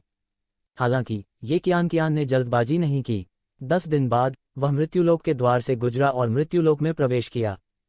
इन 10 दिनों में आग का देवता एक प्रकाश बल्ब बनकर नहीं रहा, बल्कि सीधे बाहर घूमने चला गया। केवल येजिवेन और ये कियान को एक दूसरे से बात करने के लिए छोड़ दिया। येजिवेन ने तू कियान को पिछले हजारों वर्षों में हुए बदलावों और अपनी कुछ चीजों के बारे में संक्षेप में बताया। उसी समय तू जिवेन ने राजा के क्षेत्र को बंद करने के बारे में अपनी भावनाओं को भी बताया, जो सीधे युवानशियन ब्रांड के रास्ते में किया गया था। यह वह नहीं है जो सामान्य लोग कर सकते हैं। जब दोनों पक्षों को पूर्ण विश्वास हो तभी यह संभव हो सकता है। उसी समय येजिवेन ने ये कियान के लिए 10,000 धर्मचक्र भी छोड़े। यद्यपि वह मृत्यु के देवता द्वारा विरासत में मिली है, मृत्यु के देवता अनगिनत वर्षों से पतित हैं और कोई भी सर्वश्रेष्ठ कलाकृतियां नहीं बची हैं। मौत की दुनिया भी खतरनाक और अप्रत्याशित है। येजिवेन वास्तव में चिंतित हैं, लेकिन यदि स्वयं की रक्षा के लिए 10,000 धर्मचक्र हैं, तो यह अधिक सुरक्षित होगा। ये कियान ने भी मना नहीं किया। येजिवेन के समर्थन से उसने आसानी से 10,000 धर्म रूलेट को प्रारंभिक रूप से परिष्कृत किया। येजिवेन की मूल कठिनाइयों की तुलना में मुझे नहीं पता कि यह कितनी बार आसान है। ये कियान की आकृति को मृत दुनिया में गायब होते देख येजिवेन निराश हो गया और अंत में फिर से मिला। हालांकि यह देखते हुए कि वो अब ठीक थी, येजिवेन के दिल में एक बड़ा पत्थर नीचे रख दिया गया था। हालांकि मेडिकल किंग ने कहा कि कोई समस्या नहीं है। येजिवेन ने तू कियान को पूरे दिन जागते हुए नहीं देखा, इसलिए वह पूरे दिन चिंतित रहा। इसके तुरंत बाद अग्नि के देवता लौट आए। इन दिनों में उसने युद्ध के मैदान में कुछ शक्तिशाली प्राणियों और स्वर्गीय परिवार के एक परमेश्वर राजा को मार डाला। उन्होंने बहुत कुछ हासिल किया। हालांकि कोई येजिवेन नहीं है, वह स्वयं भी एक शक्तिशाली ईश्वर राजा है, जिसे कम करके नहीं आंका जा सकता। जब तक वह शिखर देव राजा से नहीं मिल जाता, तब तक आत्मरक्षा में कोई हर्ज नहीं है। वर्षों से उसका संचय कोई मजाक नहीं है, लेकिन वह येज़िवेन से कमतर है। असल में वह कमजोर नहीं है। वो युद्ध के मैदान की परिधि से एक जोरदार हॉर्न आया और दुनिया हिल गई। येज़िवेन और आग के देवता ने एक दूसरे को देखा और तुरंत समझ गए कि लड़ाई शुरू होने वाली थी। सींग ने उन्हें वापस बुला लिया। इस दौरान भगवान राजा स्तर के विशेषज्ञों द्वारा दोनों पक्षों के बीच आपसी प्रलोभन का शुभारंभ किया गया। अब जब हमने युद्ध के मैदान की कुछ स्थितियों का लगभग पता लगा लिया है, तो निर्णायक लड़ाई शुरू करने का समय आ गया है। यह प्राचीन युद्ध क्षेत्र फिर से युद्ध के मैदान में उतरेगा। येज़िवेन पूरे रास्ते में तेजी से आगे बढ़ रही थी, विशेष रूप से येज़िवेन खालीपन को दूर करती जा रही थी। इस युद्ध के मैदान में उन्होंने पागलपन से शून्य को फाड़ दिया और मर गए। केवल अब वह इसे अंतरिक्ष के पंखों से कर सकता है। हालांकि इसमें आने में बहुत समय लगा। जब वह युद्ध के मैदान के किनारे पर पहुंचा और 8वीं सेना में प्रवेश किया, तो वास्तव में केवल एक दिन लगा और अग्नि के देवता ने उसका पीछा किया।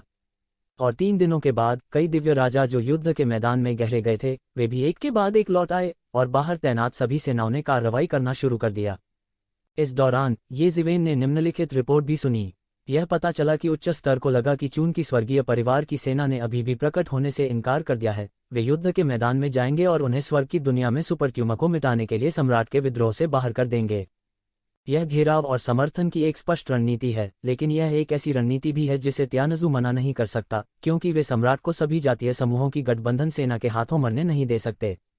जब युद्ध का बिगुल बजता है और अज्ञात जानवर के सींग से बना हॉर्न बजता है, तो पूरा अंतरिक्ष कंपन करने लगता है और अनगिनत शक्तिशाली जीव हिलने लगते हैं, जिससे भयानक कंपन तरंगें बनती हैं। विशाल युद्ध जानवर एक एक करके पिंजरे से बाहर आए और उनके विशाल शरीर जैसे तारे शून्य में दौड़े। उसी समय एक विशाल युद्ध किले ने अपने सभी भेष बदल दिए और शून्य में उभरा। लोहे का घोड़ा खनखनाता है, करने के लिए जारी।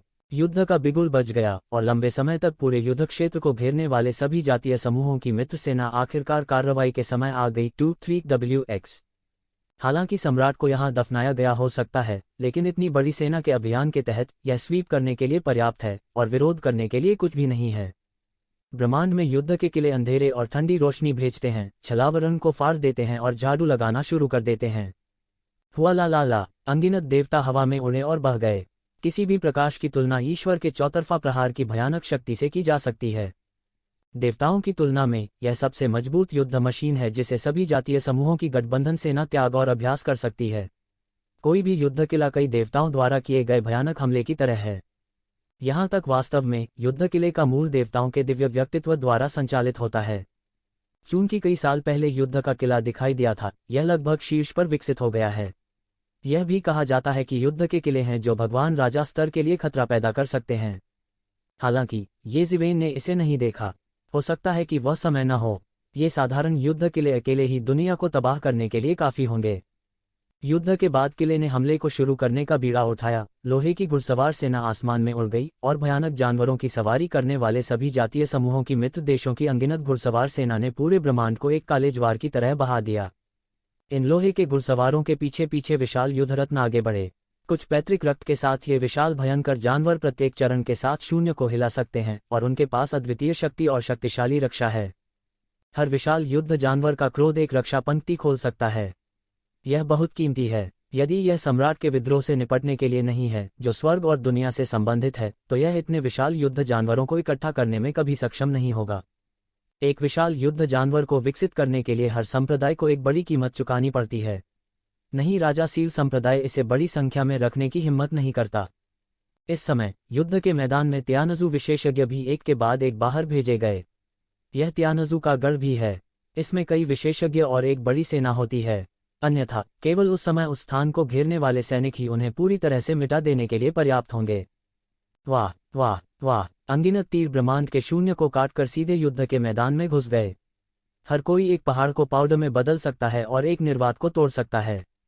पुह पुह पुह! कई तियान परिवार के विशेषज्ञों को गाद से पकड़ा गया और सीधे एक दूसरे को गोली मार दी गई और सभी युवान देवताओं को बुझा दिया गया। सभी जातीय समूहों की मित्र सेना के ये लोहे के घुड़सवार साधारण धनुर्धर नहीं हैं। उनके पास असाधारण कौशल है। एक शॉट एक घातक तीर है। यह अत्यंत सटीक और प्रत्यक्ष है। हजारों मील दूर वे अपनी दृष्टि नहीं रोक सकते। यह भयानक है। खून एक के बाद एक खिलता गया। जैसे ही पीयू ने संपर्क किया, त्यानजू सेना की रक्षा की पहली पंक्ति हार गई और हार गई।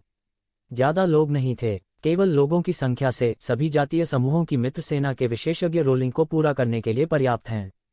लगभग कुछ सांसें सभी जातीय समूहों की मित्र देशों की सेना की लोहे की घुड़सवार सेना शून्य के माध्यम से चली गई और त्यानजू मास्टर जिनके पास बचने का समय नहीं था उन्हें तुरंत मांस कीचड़ के ढेर में रौंद दिया गया।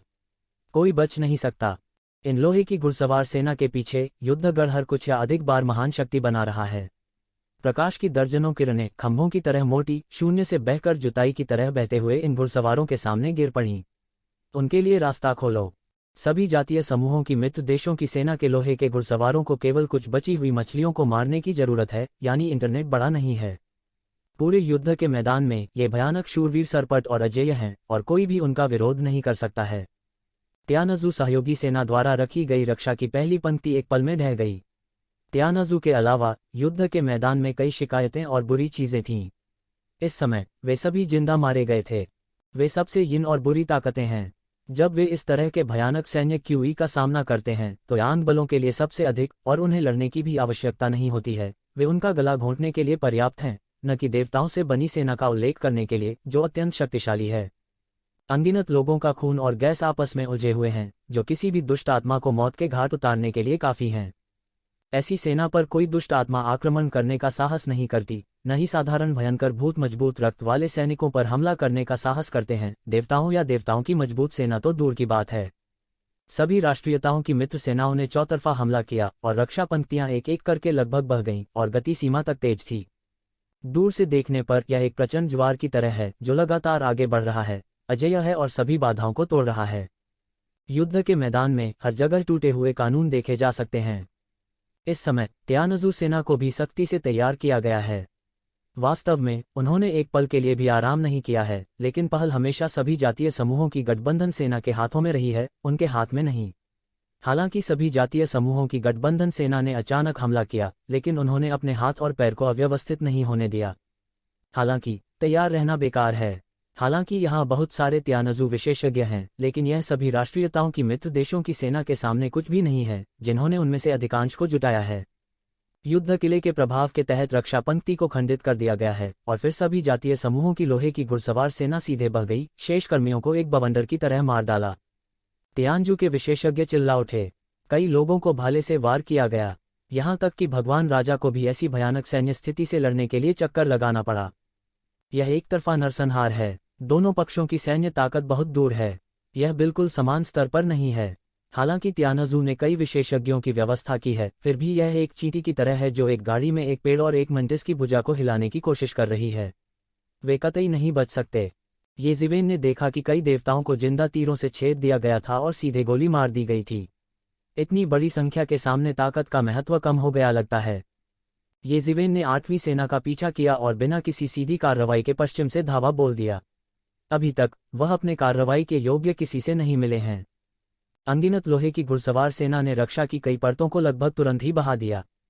मारना, हत्या की एक चीख ने आकाश को चीर डाला और एक अचानक गर्जना ने दुनिया को एक सनसनी बना दिया और युद्ध का मैदान टूट गया। कई रक्षात्मक धर्म सरणियों का तुरंत सफाया हो गया। यदि आप कुछ कठिन सरणियों का सामना करते हैं तो येजिवेन एक चाल चलेंगे और इस सरणी को मिटा देंगे। पहला कदम एक पल में हारना है ताकि 8वीं सेना बेरोकटोक आगे बढ़ सके। 8वीं सेना के बहुत से लोग इस समय फुसफुसाए बिना नहीं रह सके। उनकी सेना का मुखिया किंवदंती से भी अधिक मजबूत था। सेना का मार्च एक ज्वार की तरह था। गति चरम जितनी तेज थी। यह पूरे रास्ते चला। आधे दिन के बिना भी यह युद्ध के मैदान की गहराई में बह गया था। इस समय त्यानजू का प्रतिरोध अधिक से अधिक तीव्र होता जा रहा था। यहाँ तक 8वीं सेना की व्यूह रचना में कई दिव्य राजाओं ने एक के बाद एक गोलियां चलाईं। हालांकि वे येजिवेन की तरह शक्तिशाली नहीं थे, वे भी गरजने वाले थे और सभी दिशाओं में बह गए थे। कई सरणियों को मिटा देने के लिए पर्याप्त है।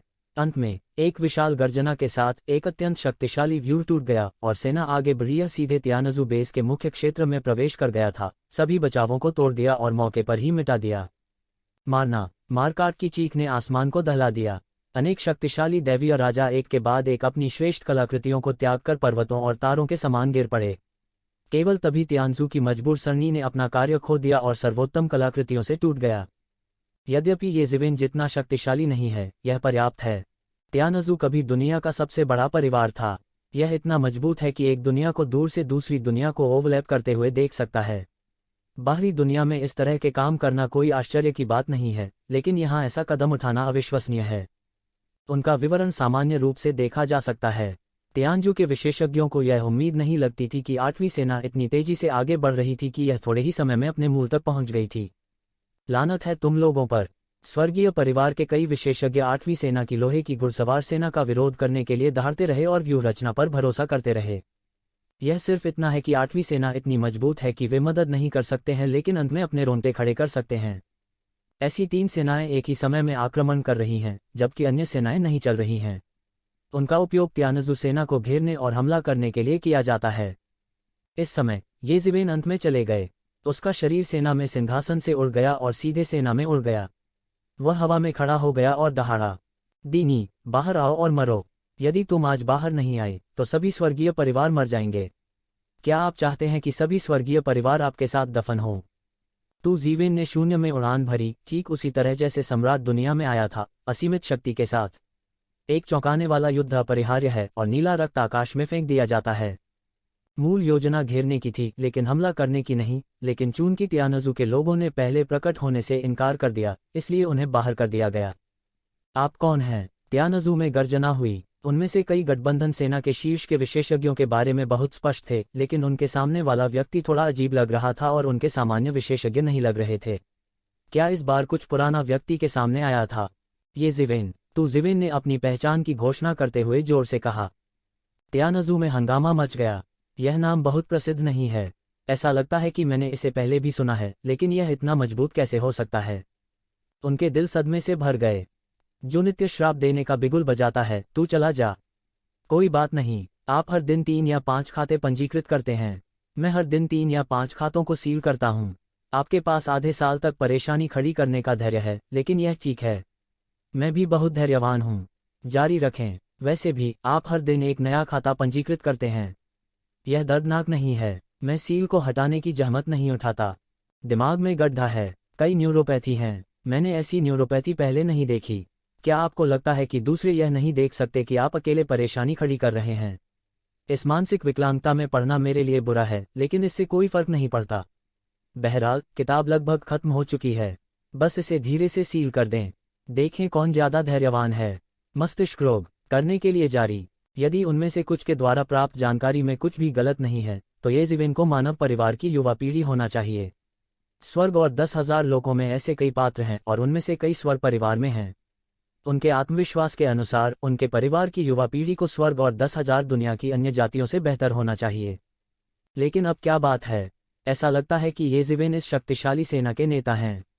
यदि उन्हें पहले मिली जानकारी सही है, तो यह वह स्थिति होनी चाहिए जहां केवल शीर्ष 10 दिव्य राजा ही बैठ सकें।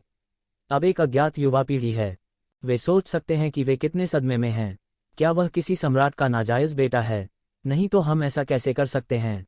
ये ज़िवेन के पीछे अनगिनत सेनाएं गर्जना कर रही थीं और उसका उत्साह बढ़ा रही थीं। रक्त गैस बढ़ रही थी, युद्ध की गैस बढ़ रही थी। लोग दहाड़ रहे थे और घोड़े फुफकार रहे थे, और मुझे नहीं पता कि कितने लोग एक साथ चिल्लाए थे। क्या सम्राट विद्रोही नहीं निकल रहा है? वह पिछली बार भाग्य से बच गया था, इस बार वह इतना भाग्यशाली नहीं था। ये ज़िवेन ने उपहास किया। क्या वे अंततः इस समय आश्वस्त हो गए थे कि ये ज़िवेन सम्राट चुनने के रास्ते पर दिल्ली के साथ लड़े थे, और ऐसा लग रहा था कि दिल्ली बच गया था? हालांकि सभी जानते हैं कि सम्राट के विद्रोह को सम्राट बनने का मौका मिला, लेकिन कोई नहीं जानता कि इसे कैसे प्राप्त किया जाए। अब ऐसा लगता है कि शुरुआत में यह काफी शर्मनाक था। मार डालो, उन्हें मार डालो और उन हमवतन का बदला लो जो मर गए और उपन्यास पढ़े। YBDU। स्वर्गीय परिवार में कोई चिल्लाया, सेना के आने तक उन्हें रोको और उन्हें पश्चिम भेज दो। इस समय वे यह भी समझते हैं कि अगर वे इन लोगों को रोक नहीं पाए, तो वे न केवल मर जाएंगे, बल्कि भविष्य में तियानजू की अनगिनत वर्षों की आशा को भी काट देंगे। इस बार सम्राट के चुनाव की राह को जब्त करने के लिए उन्होंने अनगिनत वर्षों की योजना बनाई है, और सम्राट चेंग के मौके की गणना करने के लिए उन्होंने बस एक शक्तिशाली मूर्ति के जीवन को जला दिया। उनके बलिदान से अनिच्छा से गणना की जाती है कि इस जीवन में सम्राट बनने का अवसर आएगा। काफी तैयारी के बाद ही इसमें सफलता मिल सकती है। अगली बार मुझे डर है कि सभी जातीय समूह उन्हें ऐसा मौका नहीं देंगे। यदि वे अवसर चूक जाते हैं तो उनके पास यह नहीं होगा। कोष्टक। ये तियान परिवार के विशेषज्ञ भी उग्र थे। उनकी हड्डियों में वे अब भी सुपर परिवार हैं। उनका संसार पर राज्य करना स्वाभाविक है। टकराना। ये ज़िवेन ने उसे थप्पड़ मारा, स्वर्ग के पंखों की तरह, और नीचे गिर पड़ी। बड़ी संख्या में तियानजू विशेषज्ञों को जिंदा गोली मार दी गई। सीधे मारो। ये ज़िवेन की भयानक ताकत ने सभी को चौंका दिया। उन स्वर्गीय परिवार विशेषज्ञों की दृष्टि में जो स्थिति को नहीं जानते थे, शीर्ष 10 दिव्य राजा इससे अधिक कुछ नहीं थे। वे काफी देर तक जाम रहे। उन्हें नहीं पता था कि इससे पहले क्या हुआ था जब ये ज़िवेन ने किंग राजवंश के चंद्रमा के राजा को हराया था, इसलिए उन्हें झटका लगा। सभी जातीय समूहों की मित्र सेनाएं बहुत उत्साहित महसूस करती हैं।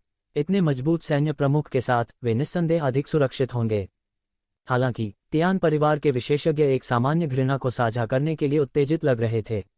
वे ये ज़िवेन से डरे नहीं थे, बल्कि एक के बाद एक मारे गए। अचानक पूरा शून्य चीखों से भर गया।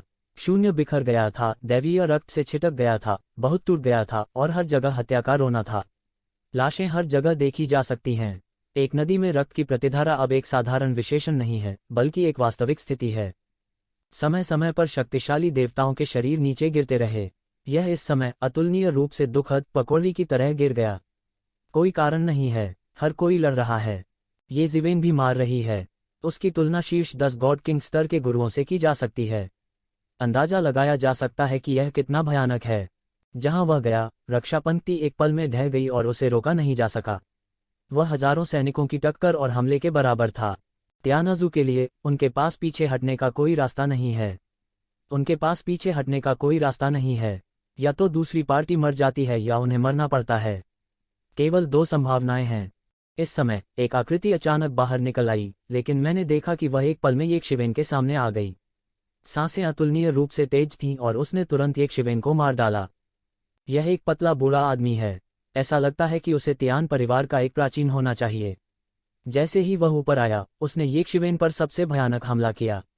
वह अच्छी तरह जानता है कि तू ज़िवेन का आतंक अजेय है। वह शीर्ष परमेश्वर राजा के दायरे में पहुंच गया है और उसका संचय बहुत गहरा है। यदि उसे और समय दिया जाता है तो उसके पास शीर्ष 10 देव राजाओं के दायरे से बाहर निकलने की आशा हो सकती है। युवा पीढ़ी, तुम बहुत उग्र हो। मुझे तुम्हें सबक सिखाने दो। दुबले पतले बूढ़े की आंखें अंबर सी थीं। वे बहुत ही अजीब और भयानक लग रहे थे। मुझे सबक सिखाओ। बूढ़े आदमी के साथ तू ज़िवेन ने उपहास किया और चकमा नहीं दिया। उसने अपने दबंग सोने के शरीर से बूढ़े आदमी के आतंकवादी प्रहार को सह लिया, लेकिन वह जरा भी नहीं हिला। इस तरह के हमले से 10 साल पहले ये ज़िवेन को चोट लगने का मौका मिल सकता था, लेकिन अभी तू ज़िवेन के लिए यह अभी भी काफी दूर है। नहीं, इस समय पतले बूढ़े आदमी को आखिरकार एहसास हुआ कि समस्या में कुछ गड़बड़ है। उसने येक शिवेन पर कोई हाथ नहीं छोड़ा।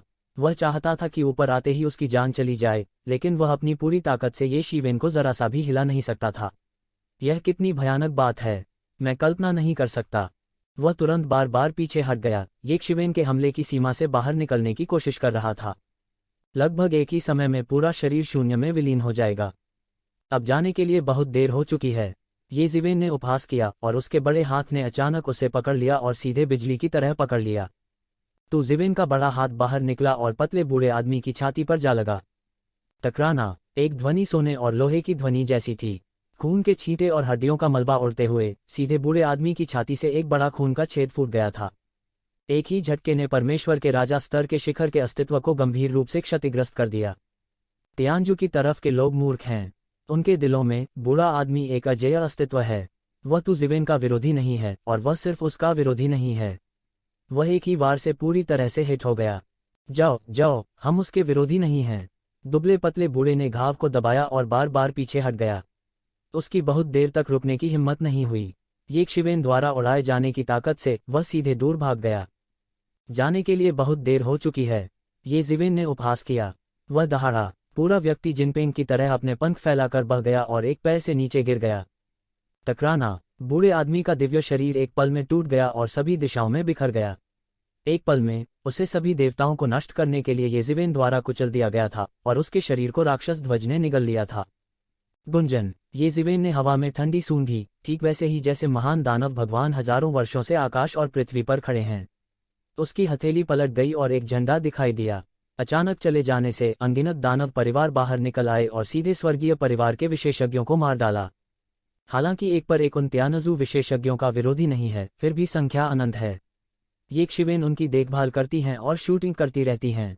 समय समय पर वह कुछ शक्तिशाली तियानजू स्पाइक्स को सीधे तोड़ सकता है। इन लोगों के नेतृत्व के बिना अन्य तियानजू विरोध नहीं कर सकते हैं और जल्द ही इन राक्षस परिवारों का रक्त भोजन बन जाते हैं।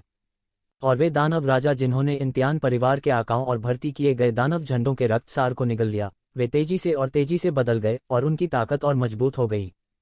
क्या चल रहा है? न केवल तियान परिवार की सेना भयभीत थी, बल्कि सभी जातीय समूहों की मित्र सेना भी पूरी तरह से चौंक गई थी। तू शीवेन को इतने विशेषज्ञ कहाँ से मिले? इन दानव कबीले के स्वामी के साथ क्या बात है? वे कहाँ से आते हैं और मैंने उन्हें क्यों नहीं देखा? मैं उन अजेय पूर्ववर्तियों को क्यों देखता हूँ जो मेरे दानव वंश के इतिहास में प्रसिद्ध हैं? राक्षस परिवार का एक देव राजा था जो यह कहे बिना नहीं रह सका कि वह अधिक ज्ञानी था और कुछ राक्षस परिवारों को पहचान सकता था जो आज कई राक्षस परिवारों के पूर्वज थे। जो लोग मर चुके हैं उन्हें पुनर्जीवित करना बिल्कुल असंभव है। क्या यह राक्षसी झंडों को बुलाना है? एक पल में वह इस स्थिति के बारे में एक पल के लिए सोचने लगा। केवल एक ही संभावना थी, वह है दानव झंडों को बुलाना। वह दानव ध्वज के नाम के विचार से उत्साहित था। यह दानव परिवार के इतिहास में शक्तिशाली जादुई उपकरणों में से एक था। दानव परिवार के इतिहास में दानव सम्राट घंटी जैसी कुछ ही चीजें थीं। हालांकि दानव ध्वज दानव सम्राट घंटी से अलग है। दानव सम्राट घंटी प्राचीन टियाटिंग के हाथों में गिर गई है और इसे उसके मूल मालिक के पास लौटने के रूप में माना जा सकता है, लेकिन उस युद्ध में दानव ध्वज पूरी तरह से टूट गया था और अब दानव ध्वज शेष टुकड़ों में से एक होना चाहिए। हालांकि यदि यह अवशेष का टुकड़ा है तो यह इतना शक्तिशाली नहीं होना चाहिए। यह इतना अच्छा कैसे हो सकता है? वह थोड़ा भ्रमित है। उनके शब्दों ने बहुत से लोगों का ध्यान आकर्षित किया और जल्दी से 8वीं सेना में फैल गया। हर कोई महसूस कर रहा था कि ये शीवेन के हाथ में ऐसा स्वर्ग विरोधी जादुई हथियार था। हालांकि यह केवल एक टुकड़ा था, यह उनके लिए एक किंवदंती भी थी। यहाँ तक कि भगवान राजा भी ताओवादी हथियार के लिए बहुत भाग्यशाली थे, भले ही वह केवल एक टुकड़ा ही क्यों न हो। हालांकि ये ज़िवेन की ताकत और उदय के समय को देखते हुए उन्हें राहत मिली है कि राक्षस आखिर राक्षस ही है। उनकी ताकत इतनी अद्भुत रही है। एक और दानव ध्वज होना सामान्य लगता है। ये ज़िवेन ने इस बार नहीं छुपाया क्योंकि उसके पास अब पर्याप्त ताकत है।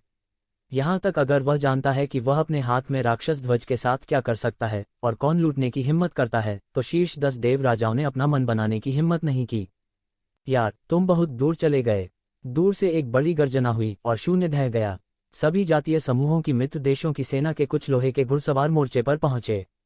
वे मांस और रक्त पीसने की थाली की तरह एक पल में इसमें शामिल हो गए, जो एक पल में मिटा दिया गया। करने के लिए जारी। इस समय त्यानजू में छिपा हुआ सुपरमास्टर अंत में इसे बर्दाश्त नहीं कर सका और गोली मार दी। Perfect world quick reading latest chapter. एक विशाल गर्जना एक भयानक ध्वनि में बदल गई और सभी जातीय समूहों की मित्र सेना के विशेषज्ञ कुचल दिए गए। एक भयानक गुरु प्रकट हुआ। ये ज़िवेन अंत में गरिमा में दिखे, लेकिन उन्होंने दानव ध्वज को दूर नहीं किया और उन दानव राजाओं को बेरहमी से लड़ने दिया। वैसे भी उनकी सच्ची आत्मा नहीं मरेगी। भले ही वे नष्ट हो गए हों, वे राक्षस ध्वज में पुनर्जन्म ले सकते हैं। कोई फर्क नहीं पड़ता कि जब तक वह अपने हाथ में दैत्य ध्वज को नहीं उड़ा सकता, तब तक ये दैत्य राजा नहीं मरेंगे। मूल रूप से यह राक्षस परिवार के कई दानव राजाओं को नियंत्रित करने का एक साधन था, लेकिन अब ये ज़िवेन के हाथों में इसका एक नया उपयोग है। एक शाही पोशाक में एम्बर आंखों वाला एक बहादुर आदमी धीरे धीरे शून्य से उभरा। क्या बहादुर आदमी है! हालांकि एक शीवेन ने इस आदमी को कभी नहीं देखा था, उसने उसे पहली नज़र में ही पहचान लिया था। सर्वनाश, यह तुम हो! मैंने तुम्हें यहाँ फिर से देखने की उम्मीद नहीं की थी। हमारे पास वास्तव में भाग्य है। ये ज़िवेन का मुंह थोड़ा उत्तेजित था, कुछ हद तक संतुष्ट नजर आ रहा था। बहुत साल नहीं हुए मैं यहाँ सर्वनाश करने वाले सम्राट से मिला। ये शीवेन अब तक अपनी सांसों को नहीं भूल सकती। इसी दौरान उन्हें एक बार से जोरदार झटका लगा। उस समय सर्वनाश उसके लिए बहुत मजबूत था। यदि सूर्य राजा ने उसे नीचे नहीं घसीटा होता तो वह बुरी तरह मर जाता। बड़ा झगड़ा है। यह अब यहाँ बस गया है। बादलों और कोहरे से घिरे शून्य में सम्राट तियानकी का पूरा शरीर भव्य है और सुनहरे शुभ बादल तैर रहे हैं। तो यह आप है। सर्वनाश करने वाले सम्राट ने आखिरकार ये शीवेन को पहचान लिया, लेकिन वह थोड़ा हैरान था। उस समय ये ज़िवेन उसके सामने थे। यहाँ तक खुद की सुरक्षा करना भी मुश्किल है, लेकिन अभी कई साल ही हुए हैं। आगे जाना बहुत कठिन है। उसे नहीं लगता कि कुछ है। हाँ, उस समय आपने कभी नहीं सोचा होगा कि हमारे पास अभी भी ऐसा मौका है। ये ज़िवेन ने धीरे से कहा। तुम मुझसे क्यों लड़ना चाहिए? सर्वनाश ने गर्व से कहा। अपने हाथों को अपनी पीठ के पीछे रखते हुए उसने ये ज़िवेन को दिल पर नहीं लिया। मुझे नहीं लगता कि आप अब और हैं। बालों वाली गुड़िया को सेना का नेतृत्व करने देना हास्यास्पद है। आपसे लड़ने के लिए आपको क्या योग्यता चाहिए? मेरे प्रकट होने का कारण यह है कि मुझे तुमसे निपटना है। एक ठंडी मुस्कान के साथ ये ज़िवेन एक सुनहरे प्रकाश का उत्सर्जन करते हुए कदम दर कदम सर्वनाश की ओर चली। स्वर्ग और पृथ्वी उसके कदमों से हिल गए। स्वर्ग और पृथ्वी की तरह वे अपने क्षेत्र में गश्त कर रहे हैं। कितनी अभिमानी युवा पीढ़ी है। ऐसा लगता है कि यदि आपके पास थोड़ी सी खेती है तो आप स्वर्ग और पृथ्वी की महानता को नहीं जानते। सर्वनाश अपने हाथों को अपनी पीठ के पीछे रखकर खड़ा हो गया और उसे कुछ भी महसूस नहीं हुआ। गुंजन, ये जिवेन एक शक्तिशाली स्वर्गीय सम्राट की तरह एक पल में चले गए, कदम दर कदम बाहर निकलते हुए। शून्य डूब गया, मानो वह इतना भार सहन नहीं कर सकता। और सर्वनाश सम्राट भी अनैच्छिक रूप से हवा की विशाल लहरें दिखाई दीं। दोनों पक्षों के हवाई क्षेत्रों के बीच टकराव दो लोगों के बीच बढ़ गया। शुरुआत से पहले दोनों पक्षों के आतंक की सांस ने पहले ही सभी जातीय समूहों की मित्र सेना और तियानजू के विशेषज्ञों को असहनीय बना दिया है। यहाँ तक कि परमेश्वर राजा स्तर के स्वामी भी इस समय ऐसा लगता है कि वे ऐसी शक्ति को सहन नहीं कर सकते। बूम! ऐसा लग रहा था कि आसपास की जगह जोर से टकराए और ढह गई। सभी राष्ट्रीयताओं की मित्र सेनाएं और तियानजू के विशेषज्ञ एक के बाद एक पीछे हटते गए। निकट आने की हिम्मत नहीं हुई। युद्ध के मैदान के बीच में दो लोगों के पास लगभग अगला विचार था और वे आकाश में गायब हो गए। उनकी ताकत बहुत ज्यादा है। अगर वे यहाँ अपना सर्वश्रेष्ठ प्रयास करते हैं तो इसके अकल्पनीय परिणाम हो सकते हैं। मरना! सर्वनाश सम्राट ने हिंसक रूप से पी लिया और आकाश में अनगिनत सुनहरी लंबी तलवारें दिखाई दीं। फिर उन्होंने ये जिवेन पर हमला किया। ऊपर, नीचे, बाएं और दाएं सब कुछ पूरी तरह से अवरुद्ध कर दिया। अप्रत्याशित रूप से वह पहली लड़ाई खत्म करना चाहता था और येक्षिवेन को पूरी तरह से मारना चाहता था। ये सुनहरी तलवारें एक पूरे सागर में बदल गई हैं। जब वे झाड़ू लगाते हैं तो वे एक सुनहरी आंधी की तरह होते हैं जो सब कुछ डूबा देती है। प्रत्येक सुनहरी लंबी तलवार साधारण ऊर्जा नहीं है बल्कि सड़क के नियम का संक्षेपण है। इस समय यह पूरी तरह से संघनित और बह गया है। स्वर्ग और पृथ्वी उखड़ जाती है। हर तरह से एक भगवान को आसानी से मार सकते हैं और इसमें निहित ताव मजबूत और अपमानजनक है। जैसे ही सर्वनाश सम्राट पू ने एक चाल चली, उसने शीर्ष 10 दिव्य राजाओं की तुलना में अपनी मजबूत ताकत दिखाई। यह इतनी मजबूत ताकत के साथ है कि वह सर्वनाश राजवंश की कमान संभाल सकता है। ऐसा व्यक्ति हजारों सैनिकों के बराबर होता है। अगर उसे रोका नहीं गया तो वह पूरी 8वीं सेना के हमले को रोक सकता है। भले ही उसका वध किया जा सके, 8वीं सेना अक्षम हो जाएगी। अगर उसे भागने दिया गया तो यह और भी भयानक होगा। यह उस समय की तुलना में अधिक भयानक था जब उसने येक्षिवेन पर हमला किया था। उस समय वह चिलचिलाती धूप के राजा से उलझ गया। उसने बिना किसी प्रयास के सिर्फ एक हमला किया। उसने अपना सर्वश्रेष्ठ करने की हिम्मत नहीं की। अब उन्होंने अपना सर्वश्रेष्ठ किया। यह शक्तिशाली है। हालांकि येजिवेन बेखौफ थे और सीधे गोली मार दी गई थी। परमेश्वर के राज्य का सीधा विस्तार हुआ। हवा और गड़गड़ाहट का एक झोंका बेतहाशा बह गया और अनगिनत सुनहरी लंबी तलवारों को पूरी तरह से अवरुद्ध करते हुए एक चौंकाने वाले तूफान में बदल गया। येजिवेन की हवा और गड़गड़ाहट की शक्ति ब्रह्मांड की उत्पत्ति की शक्ति की तरह है, जिसमें उत्पत्ति की कुछ समस्याएं शामिल हैं। हवा और गड़गड़ाहट की इस अनंत शक्ति में येजिवेन स्थिर खड़े रहे और उनके कपड़े उड़ गए। उनकी मृत्यु को देखते हुए यह ऐसा था जैसे भगवान केवल दुनिया को अराजकता में फिर से खोल रहा हो। बूम! अनंत टक्करों से अनगिनत टकराव ध्वनियां बनती हैं, जिनमें से प्रत्येक स्वर्ग और पृथ्वी का सत्यानाश कर सकती है। चरम आतंक, पहले से ही नाजुक युद्ध क्षेत्र, लेकिन इस समय एक अदृश्य दबाव है जो ढहती दुनिया को मिटा रहा है और ठीक कर रहा है। यह उस सर्वोच्च शख्सियत का मकबरा है जिसने एक बार सम्राट स्तर को दफन कर दिया था। इसमें भगवान का आशीर्वाद और भगवान की देखभाल है। इस समय यह युद्ध के मैदान को ठीक करने के लिए स्वाभाविक रूप से एक अदृश्य शक्ति में बदल जाता है। सर्वनाश सम्राट थोड़ा स्तब्ध था। उसका प्रहार इतना सरल था कि तुझीवेन उसके परमेश्वर के राज्य को तोड़ भी नहीं सकता था। उनकी अभिव्यक्ति थोड़ी गंभीर थी। उसके सामने का आदमी जितना उसने सोचा था उससे कहीं अधिक भयानक था। लेकिन बस इतना ही, वह एक झटके में सीधे बाहर निकल गया। पूरा व्यक्ति तुरंत आकाश में आकृतियों में बदल गया। एक पल में उसने स्वर्ग और पृथ्वी को ढांक दिया, स्वर्ग और पृथ्वी को चीर डाला और येजिवेन को मार डाला। प्रत्येक ट्रैक एक आभासी छाया नहीं है, बल्कि एक इकाई है। प्रत्येक ट्रैक में एक सर्वोच्च कानून होता है जो अजेय है। अनगिनत ट्रैक अनगिनत आतंकवादी हमलों का प्रतिनिधित्व करते हैं। लोग दंग रह गए। सम्राट तियान की अनगिनत वर्षों तक तियान की राजवंश की कमान संभालने में सक्षम थे। वास्तव में वह कोई साधारण व्यक्ति नहीं था। ऐसी ताकत सामान्य शक्तिशाली राजा से बहुत पीछे छूट गई है। आपके पास कितने भी आंकड़े हों, वे सभी भ्रम हैं। वे सभी मेरे लिए टूटे हुए हैं। येजिवेन गरज उठा और उसका शरीर बिजली की तरह हिलने लगा। उसकी 5 अंगुलियों ने उसकी मुट्ठी को चुटकी बजाई। मुट्ठी का बल उसकी उंगलियों के बीच गिर गया, 6 पुनर्जन्मों में बदल गया और अचानक विस्फोट हो गया। हवा के बीच में 6 पुनर्जन्म घूमते रहे। सर्वनाश सम्राट के वे आंकड़े मारे गए थे, लेकिन वे 6 पुनर्जन्मों से लगातार नष्ट हो गए थे। जब उन्हें 6 पुनर्जन्मों में भेजा गया तो उन्होंने ये शिवेन को बिल्कुल भी प्रभावित नहीं किया। इसके विपरीत ये जीवेन के 6 पुनर्जन्म अधिक से अधिक शक्तिशाली हो गए और उनका दमन जारी रहा। सर्वनाश सम्राट के आंकड़े एक एक करके नष्ट हो गए, सीधे तोड़े गए और दूर से देखे गए। यह एक भयानक दृश्य था। ये जीवेन की तरह वह अकेले ही सुनहरे ज्वार से लड़ रहा है। कितनी भयानक लड़ाई है। मुझे डर है कि हम परिणाम बर्दाश्त नहीं कर सकते। क्या सभी जातीय समूहों की मित्र सेना या त्यानजू के विशेषज्ञ इस दृश्य को देखकर दंग रह गए। वे कल्पना नहीं कर सकते थे कि अगर यह उनके केन पर गिर गया तो यह कितनी भयानक बात होगी। ये जीवेन द्वारा लगातार जुदाई के विरोध में सर्वनाश सम्राट दहाड़ा और उसका शानदार शरीर बाहर कूद गया। अचानक पूरे आकाश में हवा की लहरें आकाश में चली गईं, जैसे कि यह वास्तविक सर्वनाश सम्राट का पुनर्जन्म हो। उसके हाथ में एक मुहर दिखाई दी। यह वास्तव में उनके द्वारा लाई गई सबसे अच्छी कलाकृति थी। सर्वनाश की मुहर, जो कई वर्षों से प्रचलित थी, असीम रूप से शक्तिशाली थी और सीधे गिर गई। यह ऐसा है जैसे पूरा ब्रह्मांड लुढ़क रहा है और एक शिवेन की ओर मुड़ रहा है।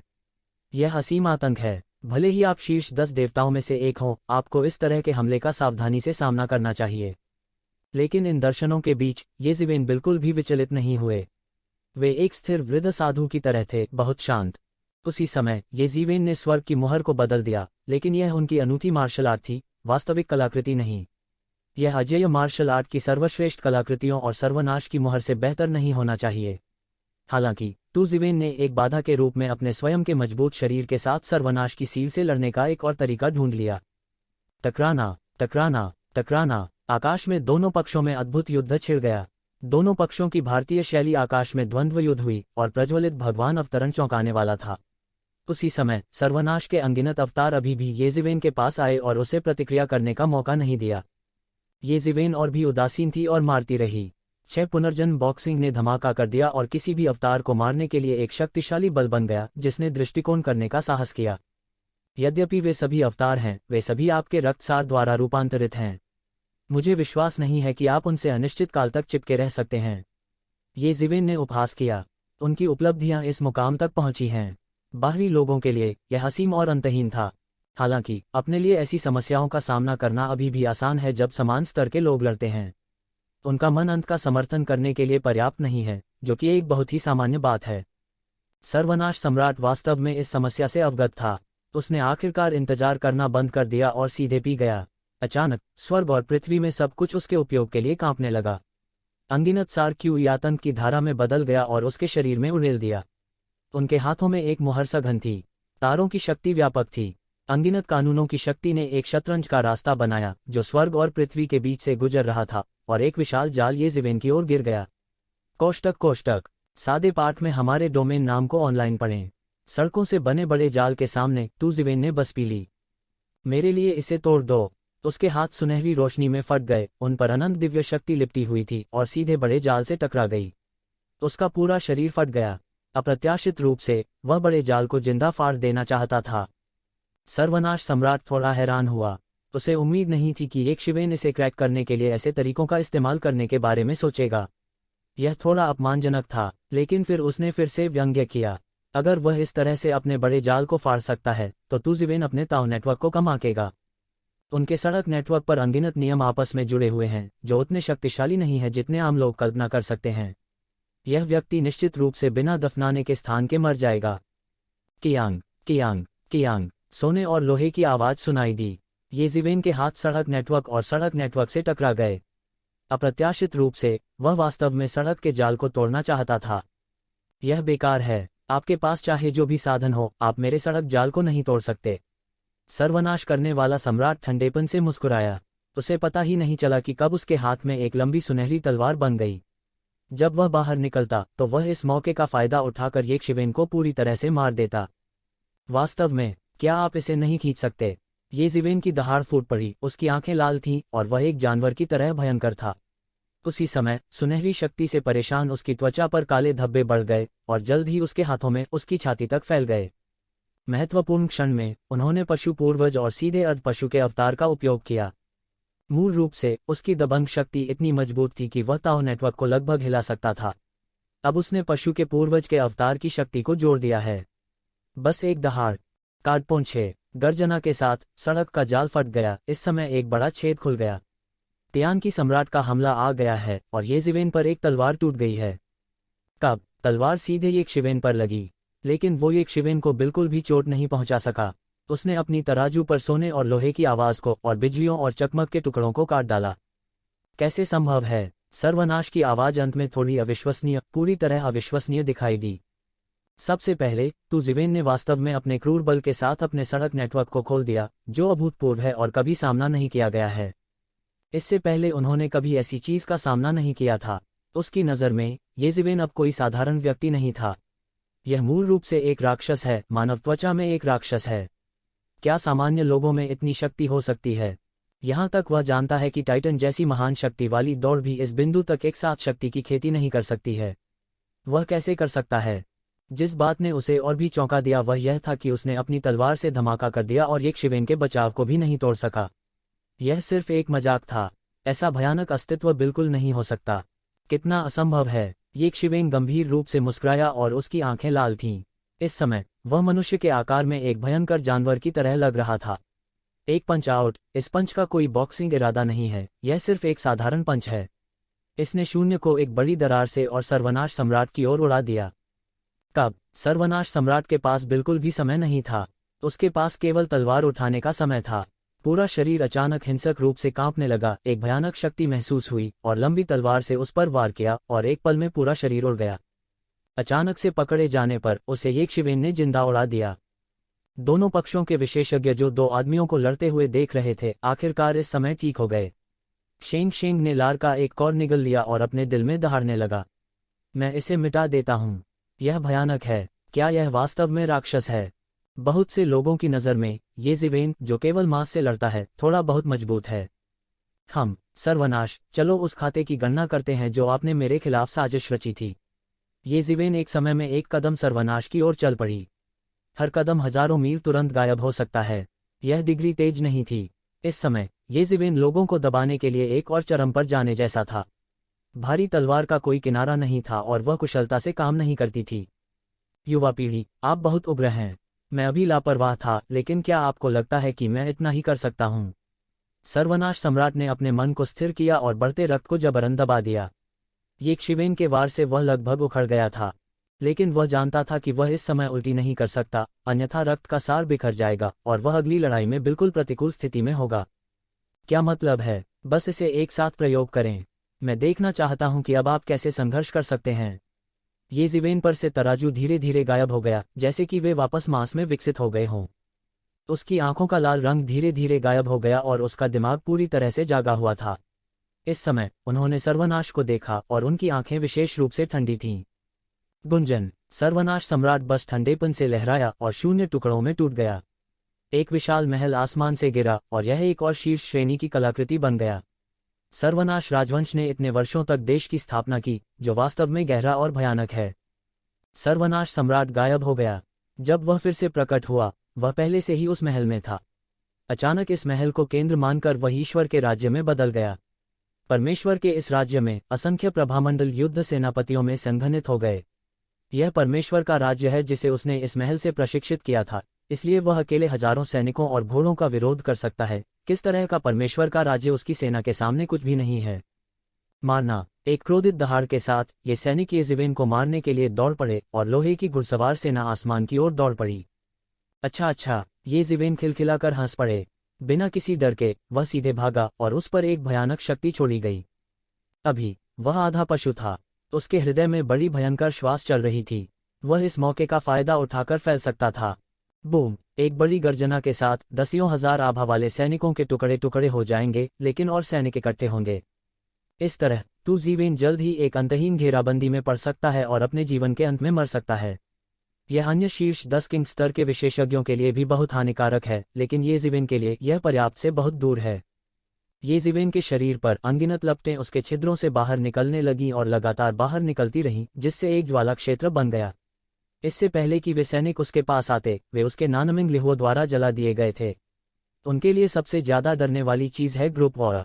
यह देखकर कि बड़ी संख्या में उसके सैनिक मरेंगे, सम्राट तियानकी का चेहरा भी लोहे जैसा हरा है। ये सैनिक साधारण आभा के संघनन से नहीं, बल्कि उसके विश्वासियों से बनेंगे। वे उन अनगिनत सैनिकों के संघनन से बनते हैं जो उनके सत्ता में आने के बाद से शहीद हुए हैं। उन्हें उनका सबसे वफादार लोहे का खंभा कहा जा सकता है। अब जैसे ही वे यक्षिवेन द्वारा नष्ट किए जाते हैं, वे एक बड़ा समूह बन जाते हैं। यदि तुजीवेन को मरने के लिए ढेर किया जा सकता है तो वह लौ सम्राट बिल्कुल भी संकोच नहीं करेगा।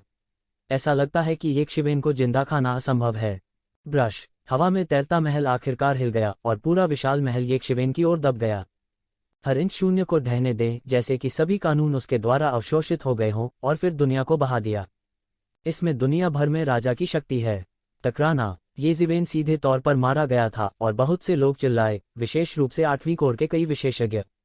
उनमें से कई अच्छी तरह से वाकिफ हैं और इस महल की भयानक और बेहतरीन कलाकृतियों को जानते हैं। भले ही भगवान राजा कलाकृतियों का विरोध करना चाहता हो, यह एक मृतंत है। वे पहले से ही येजिवेन के साथ इतनी गहरी भावनाएं नहीं रखते हैं, लेकिन यह बहुत सरल है, क्योंकि यदि येजिवेन मर जाते हैं तो उन्हें सर्वनाश करने वाले सम्राट की खोज से नहीं बचना चाहिए। अब केवल उनकी 8वीं सेना ही पश्चिम पर आक्रमण करने के लिए उत्तरदायी है। अन्य दिग्गज या तो अन्य दिशाओं को घेर रहे हैं या बिल्कुल भी नहीं आते हैं, इसलिए येजिवेन उनके लिए बहुत महत्वपूर्ण है। यह ऑप्टिमस प्राइम है। तुम मर नहीं सकते। इससे कोई फर्क नहीं पड़ता कि उनके मूल विचार क्या थे, वे सभी येजिवेन के जीवित रहने की उम्मीद कर रहे थे। लेकिन हर किसी के आतंक के लिए तुजीवेन को सीधे मांस की चटनी में नहीं तोड़ा गया, बल्कि पूरे महल के तल में एक बड़ा छेद कर दिया। पूरा आदमी अंदर उड़ गया।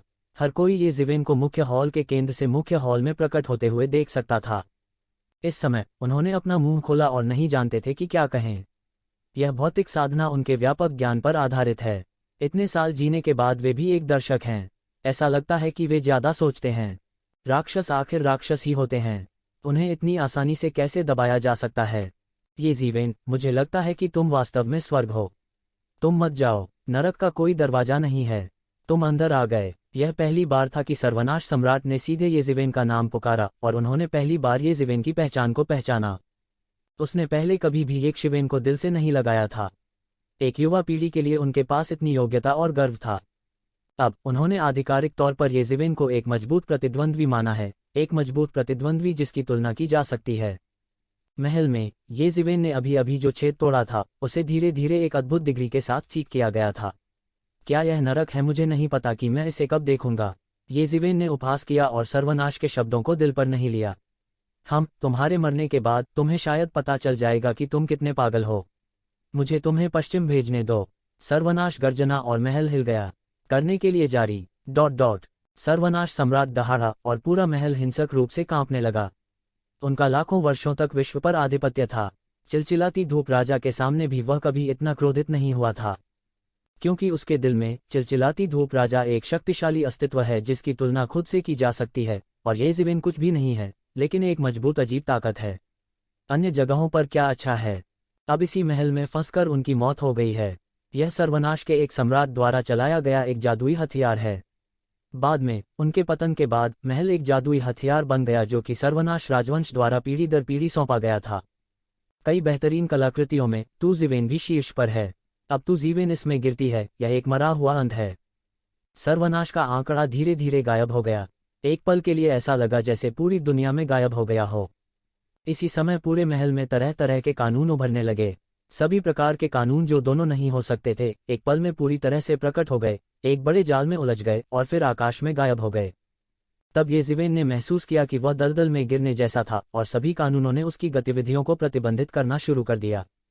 उसने अपनी विशेषताओं को दिखाना शुरू किया और यक्षिवेन की ओर आया। अगर अन्य लोगों को बदल दिया गया तो मुझे डर है कि इस कानून के जाल से उन्हें टुकड़े टुकड़े कर दिया जाएगा। येजिवेन नहीं थे, लेकिन यह बड़ा जाल गिरता रहा और उनकी त्वचा पर चमकदार रोशनी की एक परत दिखाई दी, जो हमले का विरोध करने के लिए शरीर की वृत्ति थी। सर्वनाश सम्राट के महल में एक के बाद एक भंवर बनते गए। इन भंवरों में अनगिनत सैनिक फिर से विकसित होंगे और येजिवेन को मार डालेंगे।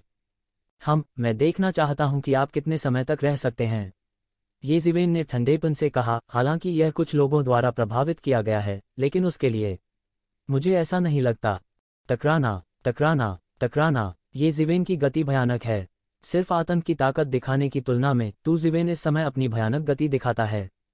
कानून से प्रभावित इस महल में भी गति को पूर्ण रूप से नहीं लाया जा सकता है, लेकिन सभी की नज़र में येजिवेन अभी भी अकल्पनीय है। पूरा व्यक्ति हजारों अवतारों की तरह है। प्रत्येक झटका बड़ी संख्या में सैनिकों को मार सकता है। महल से विकसित हुए सैनिक अनंत होंगे। येजिवेन के अनगिनत अवतार हैं। वे बिल्कुल नहीं गिरते। अतीत को देखते हुए वे बहुत हैरान हैं। महल से एक ठंडी गुंजन आई। फिर महल के शीर्ष पर एक विशाल चित्र स्क्रॉल धीरे धीरे उभरा, उस पर पहाड़ और नदियां एक दुनिया के प्रक्षेपण की तरह स्पष्ट रूप से शीर्ष पर प्रक्षेपित और धीरे धीरे संघनित। यह भयानक दबाव तुरंत सभी दिशाओं में लुढ़क गया और बहुत से लोग इसे दूर से ही महसूस कर सकते थे। यहाँ तक कि जीवेन ने भी कुछ दबाव महसूस किया। यह विश्व की शक्ति का प्रक्षेपण है। ये जीवेन ने तुरंत पहचान लिया कि उसने पहले भी इसी तरह के साधनों का सामना किया था, लेकिन सर्वनाश द्वारा बुलाए गए विश्व प्रक्षेपण के साथ तुलना की। यह एक महान चुड़ैल को देखने के लिए बस एक छोटी सी चुड़ैल है। इसकी तुलना बिल्कुल नहीं की जा सकती। यह स्वयं सर्वनाश की शक्ति नहीं है, यह दुनिया की ताकत है, ये शिवेन को कुचलने की, यहाँ तक चोटी के भगवान राजा को भी। एक दुनिया की तुलना में शक्ति अभी भी अच्छे से दूर है। सामान्य तौर पर दुनिया की शक्ति पूरी तरह से केंद्रित नहीं हो सकती है, लेकिन अगर कोई इसका आग्रह करता है तब हम अकल्पनीय शक्ति का प्रयोग कर सकते हैं। यह बल धीरे धीरे बढ़ रहा है। जल्द ही यह उस बिंदु तक बढ़ गया है जहां तू जीवेन भी मजबूत दबाव महसूस करते हैं। यह उस शक्ति से कहीं अधिक है जिसे साधारण संसार प्रक्षेपित कर सकता है। यद्यपि संसार की शक्ति प्रक्षेपित है और उसके पास अनंत शक्ति है, संसार की उसकी इच्छा है। भले ही सामान्य लोगों के पास अद्वितीय मार्शल आर्ट हो, वे इस शक्ति को उधार नहीं दे सकते। जब तक वे दुनिया में गहराई से शामिल नहीं होते, वे दुनिया की शक्ति उधार ले सकते हैं। कोष्टक लगभग बिजली और चकमक पत्थर के बीच वह तुरंत समझ गया कि अगर उसने सही ढंग से अनुमान लगाया है तो यह सर्वनाश राजवंश, सर्वनाश दुनिया की दुनिया होनी चाहिए। सर्वनाश करने वाले सम्राट ने सर्वनाश की दुनिया की शक्ति उधार ली होगी, इसलिए ऐसी भयानक शक्ति का निर्माण संभव है। सर्वनाश राजवंश अनगिनत वर्षों से सर्वनाश की दुनिया में काम कर रहा है और दुनिया के साथ पूरी तरह से एकीकृत हो गया है। इसके अलावा इतनी बड़ी शक्ति समय समय पर स्वर्ग के लिए एक स्मारक समारोह आयोजित करेगी और स्वर्ग के साथ अपने संबंध को गहरा करेगी। इस तरह यह स्पष्ट रूप से विश्व की इच्छा का संरक्षण प्राप्त कर सकता है। परिवार फलता फूलता रहता है, विशेषज्ञ बड़ी संख्या में उभरते हैं और प्रतिभाएं पैदा होती हैं। एक पुरानी कहावत है कि किसी देश की प्रमुख घटनाएं बलिदान और युद्ध ही होती हैं। इस सत्य को गहराई से प्रकट करता है। जितना अधिक बलिदान, उतना ही भगवान इस बल को आशीर्वाद देंगे। इसलिए कोई भी बलिदान का तिरस्कार करने का साहस नहीं करता। सर्वनाश राजवंश अपनी दुनिया से जो शक्ति उधार ले सकता है, वह कल्पना कर सकता है कि यह कितना भयानक होगा। यह भयानक शक्ति लगभग एक पल में लुढ़क गई और ये जीवेन के चारों ओर परमेश्वर का राज्य पहले लगभग एक पल में ढह गया। एक आपदा की तरह उस दुनिया का प्रक्षेपण लुढ़क गया, सब कुछ कुचलने के लिए पर्याप्त। हा, ये जीवेन, आप अकेले पूरी दुनिया का मुकाबला कैसे कर सकते हैं? सर्वनाश की आवाज आई। संसार की यह भयानक शक्ति सब कुछ चकनाचूर कर देती है और कोई भी शक्ति इसकी तुलना नहीं कर सकती। ये जीवेन ने तुरंत महसूस किया कि उनकी दिव्य शक्ति को बहुत दबा दिया गया है। अगर बाहर की दुनिया ठीक थी, लेकिन इस महल में तू जीवेन की शक्ति दबा दी गई थी और इस महल के माध्यम से सर्वनाश की शक्ति निकली। यह बहुत मजबूत है। ये ताकतें जो अनगिनत वर्षों से विरासत में मिली हैं, वास्तव में आम लोगों के लिए अकल्पनीय विवरण हैं। सर्वनाश करने वाला सम्राट भी, जो एक खोए हुए कुत्ते की तरह है, वास्तव में ऐसे साधन हैं। यह वास्तव में शक्तिशाली है। हाँ, ये एक शिवेन जोर से चिल्लाए। उसके पूरे शरीर से एक प्रकार की अराजक शक्ति का संचार हुआ। इस समय वह एक दिव्य अजगर, अराजकता में लुढ़कते हुए एक दिव्य अजगर में बदल गया। यह जुलोंग है। जुलोंग के 9 पंजे हैं, जो बाद के ड्रैगन परिवार से बिल्कुल अलग हैं। यह ड्रैगन परिवार के बीच एक अजेय अस्तित्व है। उसका अस्तित्व एक किंवदंती है। यह अजगर लुढ़का और पूरी दुनिया की कुचलने वाली ताकत का विरोध किया। जुलोंग, सर्वनाश करने वाले सम्राट ने भी इस पौराणिक अजेय अजगर को तुरंत पहचान लिया, जो कि उसके पूर्वजों के साथ तुलना करने के लिए पर्याप्त है और शायद इससे भी अधिक शक्तिशाली। स्वर्ग के असंख्य संसारों के इतिहास में कुछ ऐसे अस्तित्व हैं जिनकी तुलना उसके साथ की जा सकती है। जब तक आप जुलोंग को पुनर्जीवित नहीं करते हैं, तब तक इसका कोई फायदा नहीं है, भले ही आप उसके वास्तविक शरीर को संघनित कर सकें। अकेले आपकी ताकत की तुलना दुनिया से नहीं की जा सकती। आप पूरी दुनिया के साथ कैसे प्रतिस्पर्धा कर सकते हैं? सर्वनाश ने उपहास करना जारी रखा और लुढ़कने की शक्ति अधिक से अधिक होती गई।